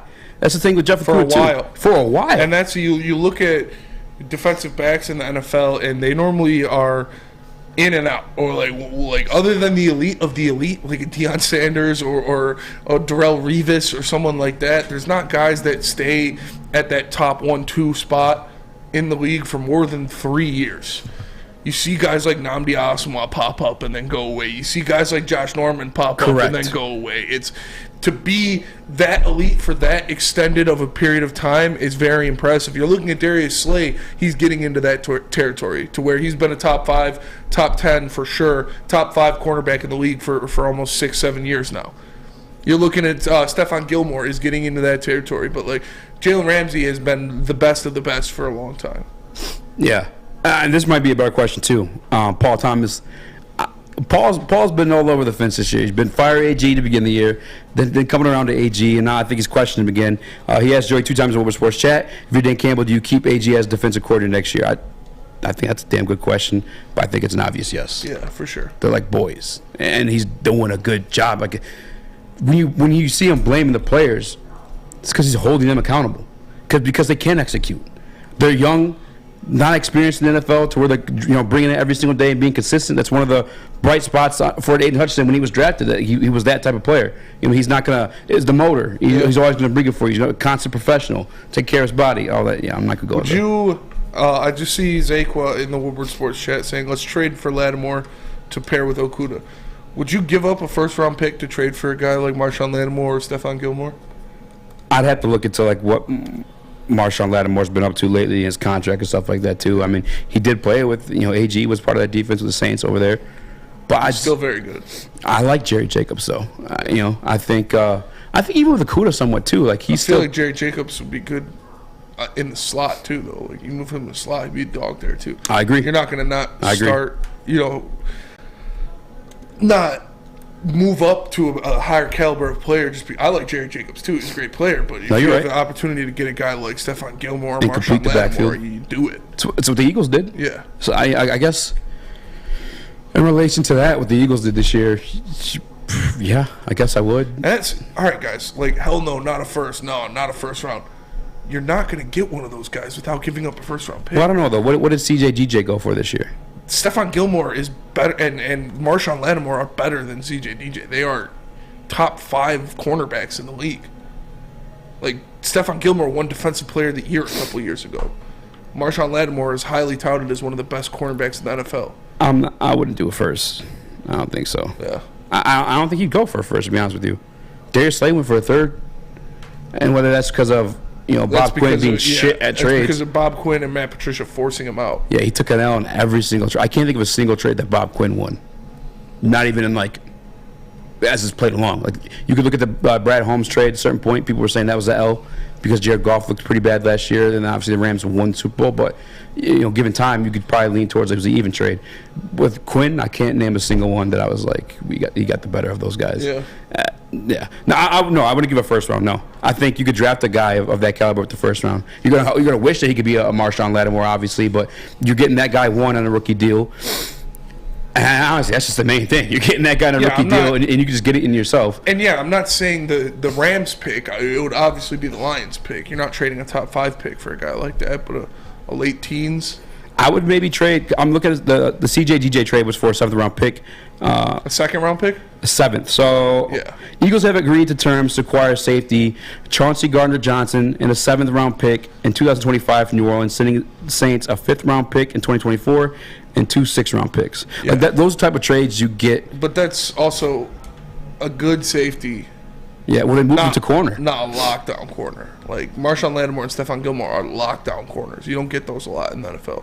It's going to be a high bounty. I'd say 3rd. What did they trade for Jalen Ramsey? What did the Rams trade for Jalen Ramsey? That's good. Well, that was probably a first rounder because he was on a rookie deal at that point. but still, they knew they were going to have to pay him. It's like those guys don't come around very often. I'm not saying I would do it. I'm just saying it'd probably be that lower first or a second and a third. I'm looking at the Jalen Ramsey trade. With the Rams trade, 2 first-round draft picks and a 4th. Yeah. But again, he was on a rookie deal. He's coming off, and that's the other thing too. Like Marshawn Lattimore's a little bit older. What do you say, Chris? I was just going to ask, how interested are you guys in trading draft capital for proven players, given how much you've been a fan of Brad Holmes and what he's been drafting? Exactly. I do like that, but also, Marshawn Lattimore's only 26. The only way I mean, that's pretty young. How old is Jalen Ramsey?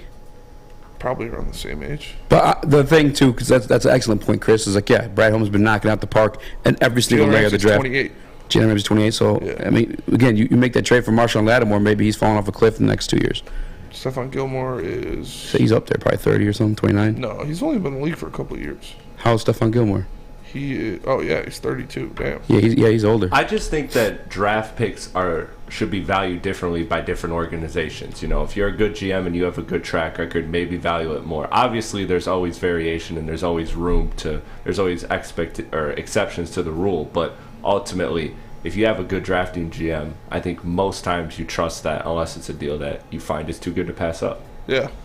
Yeah, I'd rather keep that, especially if it's a first-round pick. And I guess Brad Holmes hit every single layer of the draft, too. I would think a lot about trading that for Stephon Gilmore, or for Marshawn Lattimore. You have to be in a certain position, too, like where you know you're going to compete. Like the Eagles, when they did this year, they know they're going to compete this year. I think the Lions are in that position where if they get a couple more pieces, they feel like they'd be very competitive. Maybe. They're in playoff competition right now, and you never thought they were. If they already got a top 5 pick or top 10 pick this year, you got to think they're going to get a free agent, maybe a Darman Payne or somebody on that defensive line. If they keep Ben Johnson heading into next year, I would maybe be open to it. And this is where people always say, do it. Yeah. If the Saints call you and say, hey, we're looking for a second and a third for Marshawn Lattimore, I would do that. A second and a third? Yeah. Yeah, because we have 2 seconds too. That doesn't hurt that bad. Yeah, I mean, what's the contract look like? You wouldn't do it, JB? No, I would. That's a done deal. Yeah, like I'll send it today. They said, what if they say a first and a fifth for Marshawn Lattimore and a third? Yeah. I mean, yeah. A first? Your first, and like not the Lions' first, so 19, whatever that's going to be. Yeah, 18, and 19. a 5th round pick for Marshawn Lattimore. And a 3rd round pick. Because exactly what Chris said, Brad Holmes executing within these drafts, I'd probably take that one because I could see Brad turning that 3rd round pick into something. You know what I'm saying? Yeah, I agree. What's his contract like? No, you don't trade 1st round picks. I mean, you do if you want to like win games. Like if you want quality players. It depends what you're getting back. I mean. Yeah, I'm not just trading a 1st round pick for anybody. Marshawn Lattimore is not anybody. He's a top 5 cornerback in the NFL. He is locked down. I wouldn't do it for Stephon Gilmore, but I would. Yeah. I'd think about it for Marshawn Lattimore. We've yet to see what Jamo's become, but I'm fairly confident he's going to be a damn good wide receiver. Penei Sewell obviously going to be a Hall of Famer. Aiden Hutchinson looks damn good. I'd almost rather have Brad Holmes, put a bullet in his gun and draft somebody with that 1st round pick, honestly. Yeah. Give him a rookie deal. It's fair. It's just, do you think Kelly Ringo or Joey Porter Jr. is going to be Marshawn Lattimore? I don't know because I didn't even know about J.C. Horn when he was drafted. I wasn't. It's fair. I'm not familiar with your game, sir. I apologize. Familiar with the game. But he ended up being a beast. You know that guy Poku for Oklahoma City? Yeah. Yes. I guess he's got a real bad girlfriend. Like super fine. And I saw a picture of them two together with that next to it. I wasn't aware of your game. Yeah, I was familiar with the game. Chris, can you look that up during break? Grab a picture. I got you. She's fine, dude. But let me tell you about Big Boy. Because wintertime in Detroit is always better with comfort foods from Big Boy. Try the classic meatloaf or Cajun chicken Alfredo. What about breakfast? The stuffed potato pancakes are back. The Lumberjack, Santa Fe Garden, or Blockbuster. Stop by your local Big Boy today and satisfy those taste buds. Love Woodward Woodward Sports? Love wearing clothes? Then you should be wearing Woodward Sports clothes. Check out our full-line merch at woodwardsports.com. Just click on Shop. We have all your favorite designs, like Dan Campbell kneecaps, Beverly Hills Golf, Woodward Golf, and of course, our own logoed-out merchandise. Men, women, infants, kids all love Woodward Sports. Impress your friends. Impress your boss. Impress your dog. Buy Woodward Sports merch today.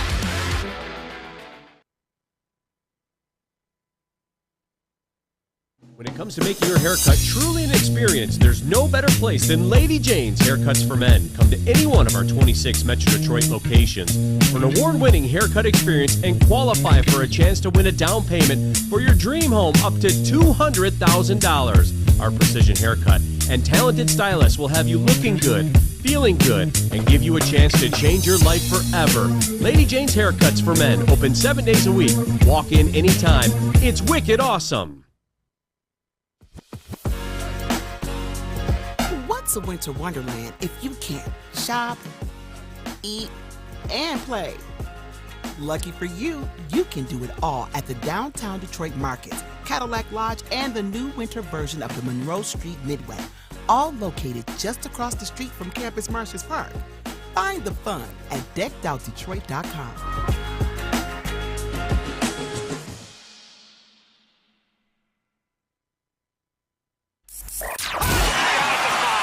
3 NBA championships. Detroit fans were there. 11 Stanley Cups. Detroit fans were there. 4 World Series wins. Detroit fans were there. And that one Lions playoff win in 1991? Yeah, Detroit fans were there. Woodward Sports, where the fans are. Chili Peppers Tanning is where you'll find the cleanest salons in the D. Spotless, sanitized rooms with trained and certified tanning professionals. Join the Pepper Club for all the best deals where they beat all competitors by $5. $5? $5, y'all. And while you're there, do yourself a favor. Don't forget to pick up that Australian Gold, Designer Skin, Caltan, or Swedish Beauty Lotions. ChiliPeppersTanning.com. The hottest bulbs, the hottest deals, the darkest tans, your vitamin D headquarters, 27 locations, and more soon come. What? What up, welcome back to World Heavyweights. I'm your boy Eazy, joined by my man Kung Fu Spinning. We've got Chris and TD Booth, JB Smith, the 1 2. Oh, well. Like, if you ever, I'm gonna be a professional, but yeah. They brought up an interesting, man. Pushing on my colon right now. I don't know how to make a mailbag thing on Twitter to get these like you always do that when you have the shit. It's the weirdest thing. I get like a chill. But some of the best topics come from the chat. That's why I love having the chat, the Woodward Sports chat. Like while you're live, it helps a lot. But I think the AG question is kind of a good one. Like year 3, I feel like we should expect some consistency, at least not bottom of the league. Would he be on the hot seat heading into year 3? You got the picture? Yes, I do. Before we dive into this, that was all. Spencer's poop was all procrastination for this. No, I really do have to poop though, but that's Poku with his girl. Hey, I'm not even like he's a millionaire, bro. Yeah, and he's not like he's pretty ugly. Face ugly. He's pretty ugly, but like she's gorgeous. She's gorgeous. Yeah, I mean, give me his contract. I'm sure I'd grab me one of them too. Facts. Because we're doing it now. Yeah. They know we broke. they make jokes at me about being broke. Facts. That's wild. That feels like out of all people, why would you be the one buying feet pics? Yeah. Broke ass. I was like, oh damn. She didn't say broke ass, but it was suggesting. Implied. It was implied. It was implied for sure. I just had to laugh. Couldn't tell her no. Gonna be like, you're wrong. I can't afford it. Yeah. Maybe if I sell my home. Selling plasma. Like. AG though, hot seat. If we don't get a little bit of consistency. Like, how much can you sell your semen for? You know? Depends on who you are. How much can I sell my semen for? I'm not gonna guess your semen value. I mean, I'm like, I don't know. I don't know. We'll move on. Like, if anybody knows, like, somebody. I mean, you use your Google machine. Yeah. I don't want to Google that. I Googled Skip Bayless shirtless for a bit one time. That's true. Dude. How much can you I did sell plasma for a while, though. Not recently, but. Did you? Not recently. Someone told me to do that, and I just really. You can make good money. I mean, it's like. Yeah, no, I think it was actually like $10,000 or something like that. Yeah, I could be way off on the number. Make like $100 a week or something like that. Yeah, or maybe it was like $700 a month or something like that. Yeah, which is a lot. Yeah, it pays a couple bills. I don't know, man. It just feels like crackhead energy. Detroit, it is crackhead energy. Yeah, you know. Detroit Dabber 313 said, "I'll give you $4, Chris." Hey, his watch talks to him again. No, not again. Yeah, Chris. you cannot afford that. You have to save up, Chris. You have semen at home. How much will I earn for my sperm samples on Google? Donor earns $100 for each donation. 70 at the point of donation and 30 when the sample is released. Healthy men are able to earn up to $1,500 a month. How do I do? They set them free? Be free! Release the Kraken. Yeah, wait. How do I do this? Yeah, for real. Are you serious? I give my semen for free. $100 a ski. I get, give me a couple Gatorades, a couple magazines. I'll be good for a good $700, a couple hours. You know what I'm saying? That's crazy. That is pretty. How much do you have to fill up? That's the real question. Where can you do that at? Where? This is put in the group chat. Yeah, put that in the group Phoenix chat. Sperm Bank. Phoenix. We're going all the way to Phoenix to sell my semen. We're in the bathroom, fighting, slipping on semen. ASAP Rocky's so weird. ASAP said that in an interview. I typed in where can I donate sperm in Michigan and brought up Mo Wagner's mom. I'm just kidding. That was a low blow. Nice. It's funny too. I think you brought up to me earlier. Two Michigan players both got rocked this year. It's true. Yeah, Jordan two Michigan players got knocked out this year. Former Michigan players. There's one in Southfield. But you won't hear. There's one in Southfield, huh? Right by us. One in Bloomfield Hills, Michigan. Wow. Is there do they drug test? Is there? Can you be fat? Is it still $100? I come from good stock. Like my family is pretty good. They're all doctors. I'm kind of a piece of shit, but the rest of my family is pretty good. Can I donate sperm in Michigan? If it's $100. Not donate. We're not donating. Yeah. Can I sell my semen? I'm not donating. Wasn't that called sperm on a weekly basis? When you do the plasma thing. Oh, that's true. Can I sell sperm in Michigan? I'm waiting for it. Nothing. Just give me the places. We'll put it on social media. We'll do the call. I'll put it on speaker. Yeah. We'll find out. How about that? I mean, if I can make money off shooting loads, I'm gonna do it. Yeah, dude. I do it anyways. I just do it. Your bathroom floor is covered for free, dude.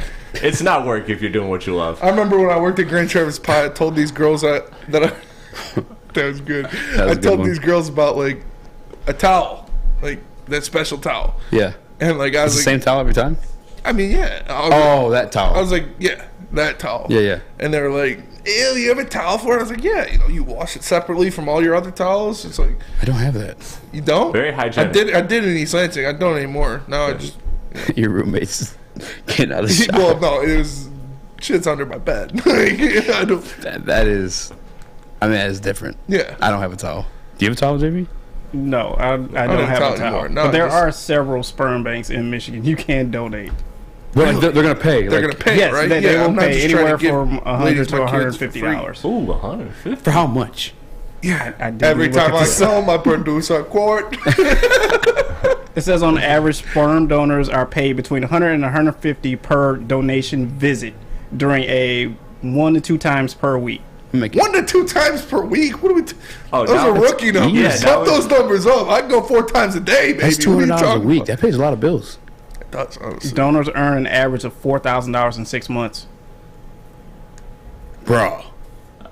Yeah. Let's call him. I'm calling. Let's call tomorrow. We call tomorrow right now on the.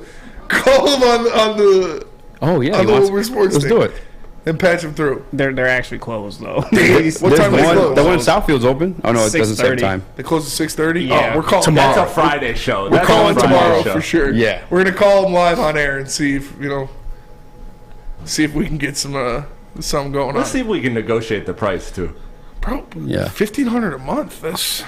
I'm bumping AG to tomorrow. We come back. We're talking Red Wings, but not before I tell you guys about Swiss Insurance Group, because with the holiday season here, Swiss has made sure it insures all those jewelry and collectible gifts that you guys gotten, and they saved their clients an average of 26% on their premiums while increasing the coverage. Happy holidays to Swiss Insurance. This is Woodward Heavyweights. We'll be right back talking Detroit Red Wings. dude, I gotta poop so bad. 3 NBA championships. Detroit fans were there. 11 Stanley Cups. Detroit fans were there. 4 World Series wins. Detroit fans were there. And that one Lions playoff win in 1991. Yeah, Detroit fans were there. Woodward Sports, where the fans are. By now you know me, Christina Gennari, as the obvious choice in real estate. And you know my website, soldchristina.com, as your #1 resource for buying or selling your home. Myself, along with my amazing staff, pride ourselves on making your home buying and selling experience a relaxing and easy one. Come see why we are the obvious choice. Christina Gennari at soldchristina.com, the obvious choice in real estate. You have an opinion? Make sure it's seen and heard. Corner, jumper, tweet us, hop on the YouTube chat, slide in the DMS at Woodward Sports on all social media. I count 2 shots. Buzzing on the bando. All right, Jake Wallman. Should we just start with the video? Yeah. Or you want to tell the story first? Run the gritty video. Yeah. This is amazing. This is sick. Yeah. What a night for Detroit. Hey. Yeah.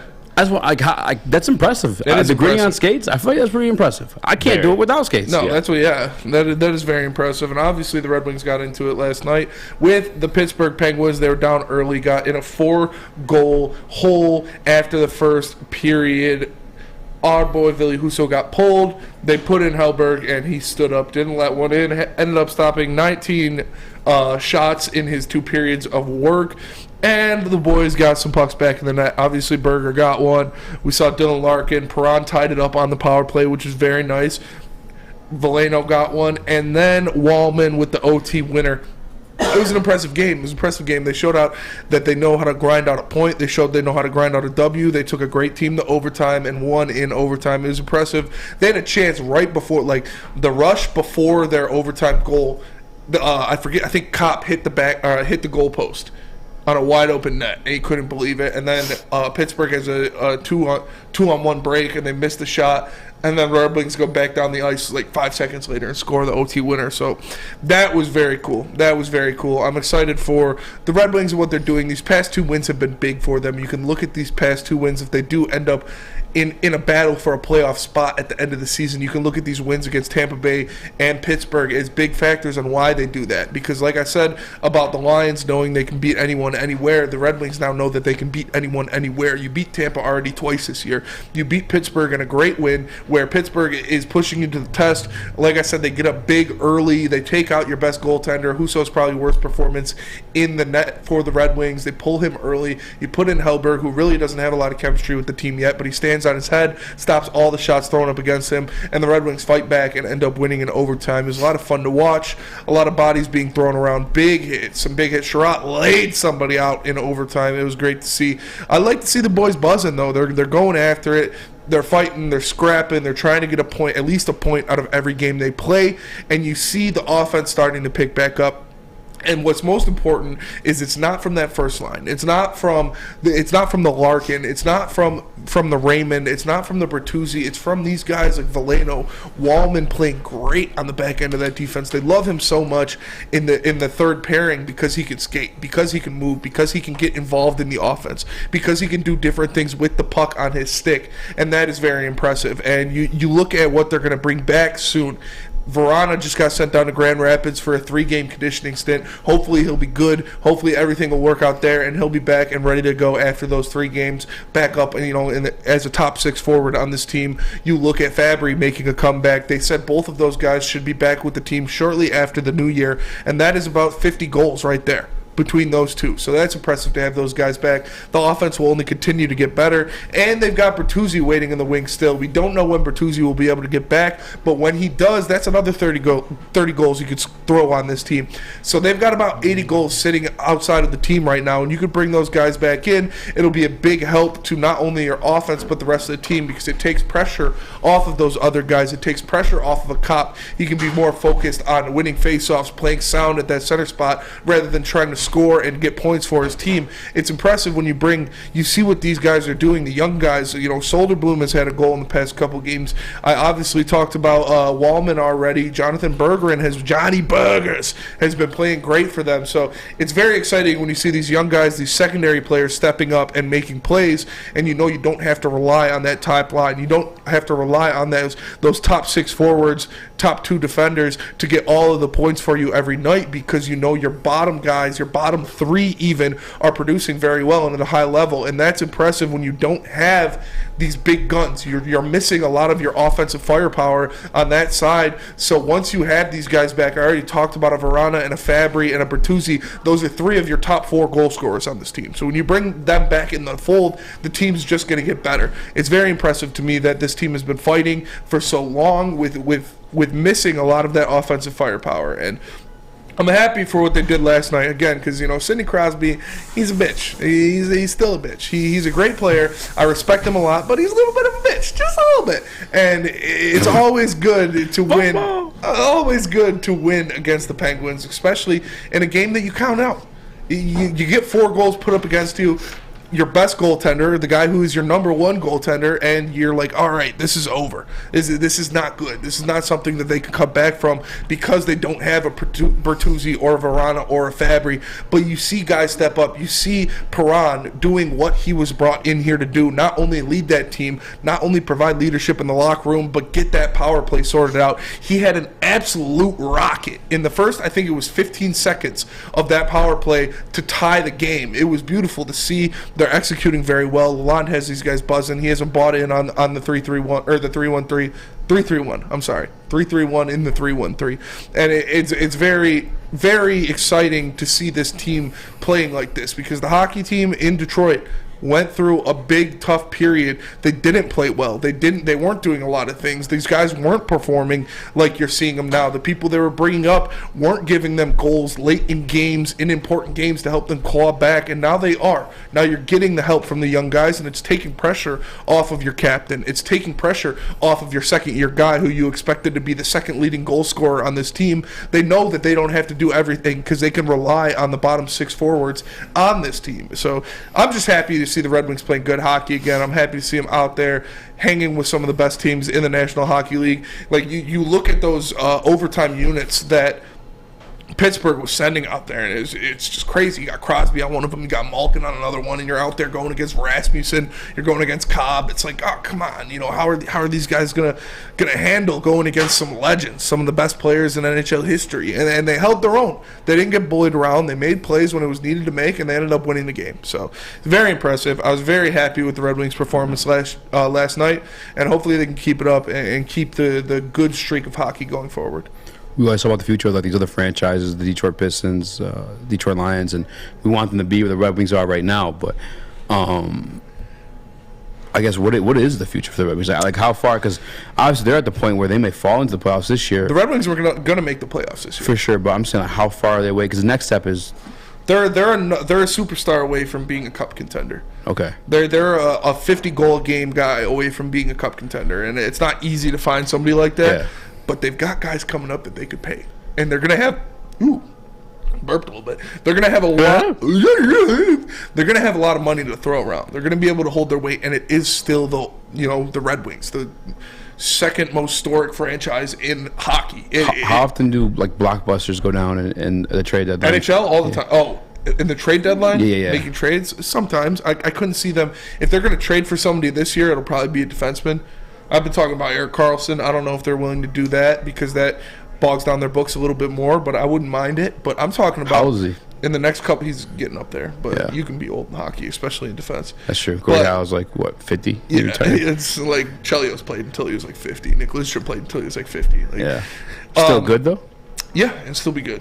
Erik Karlsson's still going to be good. It's just the injury factor with him. He gets injured a lot. But I'm talking about top flight talent, going after a guy like Austin Matthews or Connor McDavid, which is something that the Red Wings are going to be able to do with the money they have, the branding they have, the team they've already built around. They're going to. Think so? Yes. They're going to play the market, and Steve Yzerman's going to make some calls. You can take that to the bank. Because everybody says it when Steve Yzerman calls you, answer the phone. And because Austin Matthews does not like playing in Toronto. He doesn't like playing cap in space now. Like there wasn't that before. Like why? I guess why wouldn't like the Oilers like just re-up him to like the max amount of money possible? I mean, they're going to, but the Red Wings have more money that they can throw around than the Oilers. So the Red Wings can offer more money. The Red Wings can offer these guys fuck you money. Like, but isn't that like? I guess you know how like NBA this like super max. You can only go like that high for like a guy. Is there that in hockey, like NHL? No, there's not like the Bird rules. There's nothing like that where like the team you're on can pay you more. There's no. You can pay. You just pay them as much as you want. Yeah, I mean you got to be within your cap space. Yeah, but yeah. Oh, okay. And they're gonna do that too in Austin Matthews. Like Austin Matthews, I wouldn't be surprised if he ends up a Detroit Red Wing. What is it in NBA, Chris? When you go everybody's saying like 40 or 50 million or something like that? He's not going to it's a percentage. Coyotes. What? Everybody's going to say he's going to go to the Coyotes because he's from there. Nobody's playing for the Coyotes. They play, Matthews? Yeah, they play in literally a high school arena, like or a college and arena. They suck. And they suck. He's not going to Phoenix. I could see him going to Carolina, but also I could definitely see him in Detroit. So, but that'll do it for us today. We appreciate you all for tapping into the Woodward Heavyweights live on WoodwardSports.com. I am Spencer Raxter. He is Speak Easy. It's easy, Chris baby. Platty in the TD booth, JB Smooth on the ones and twos. We'll catch you guys tomorrow. Have a good night and peace.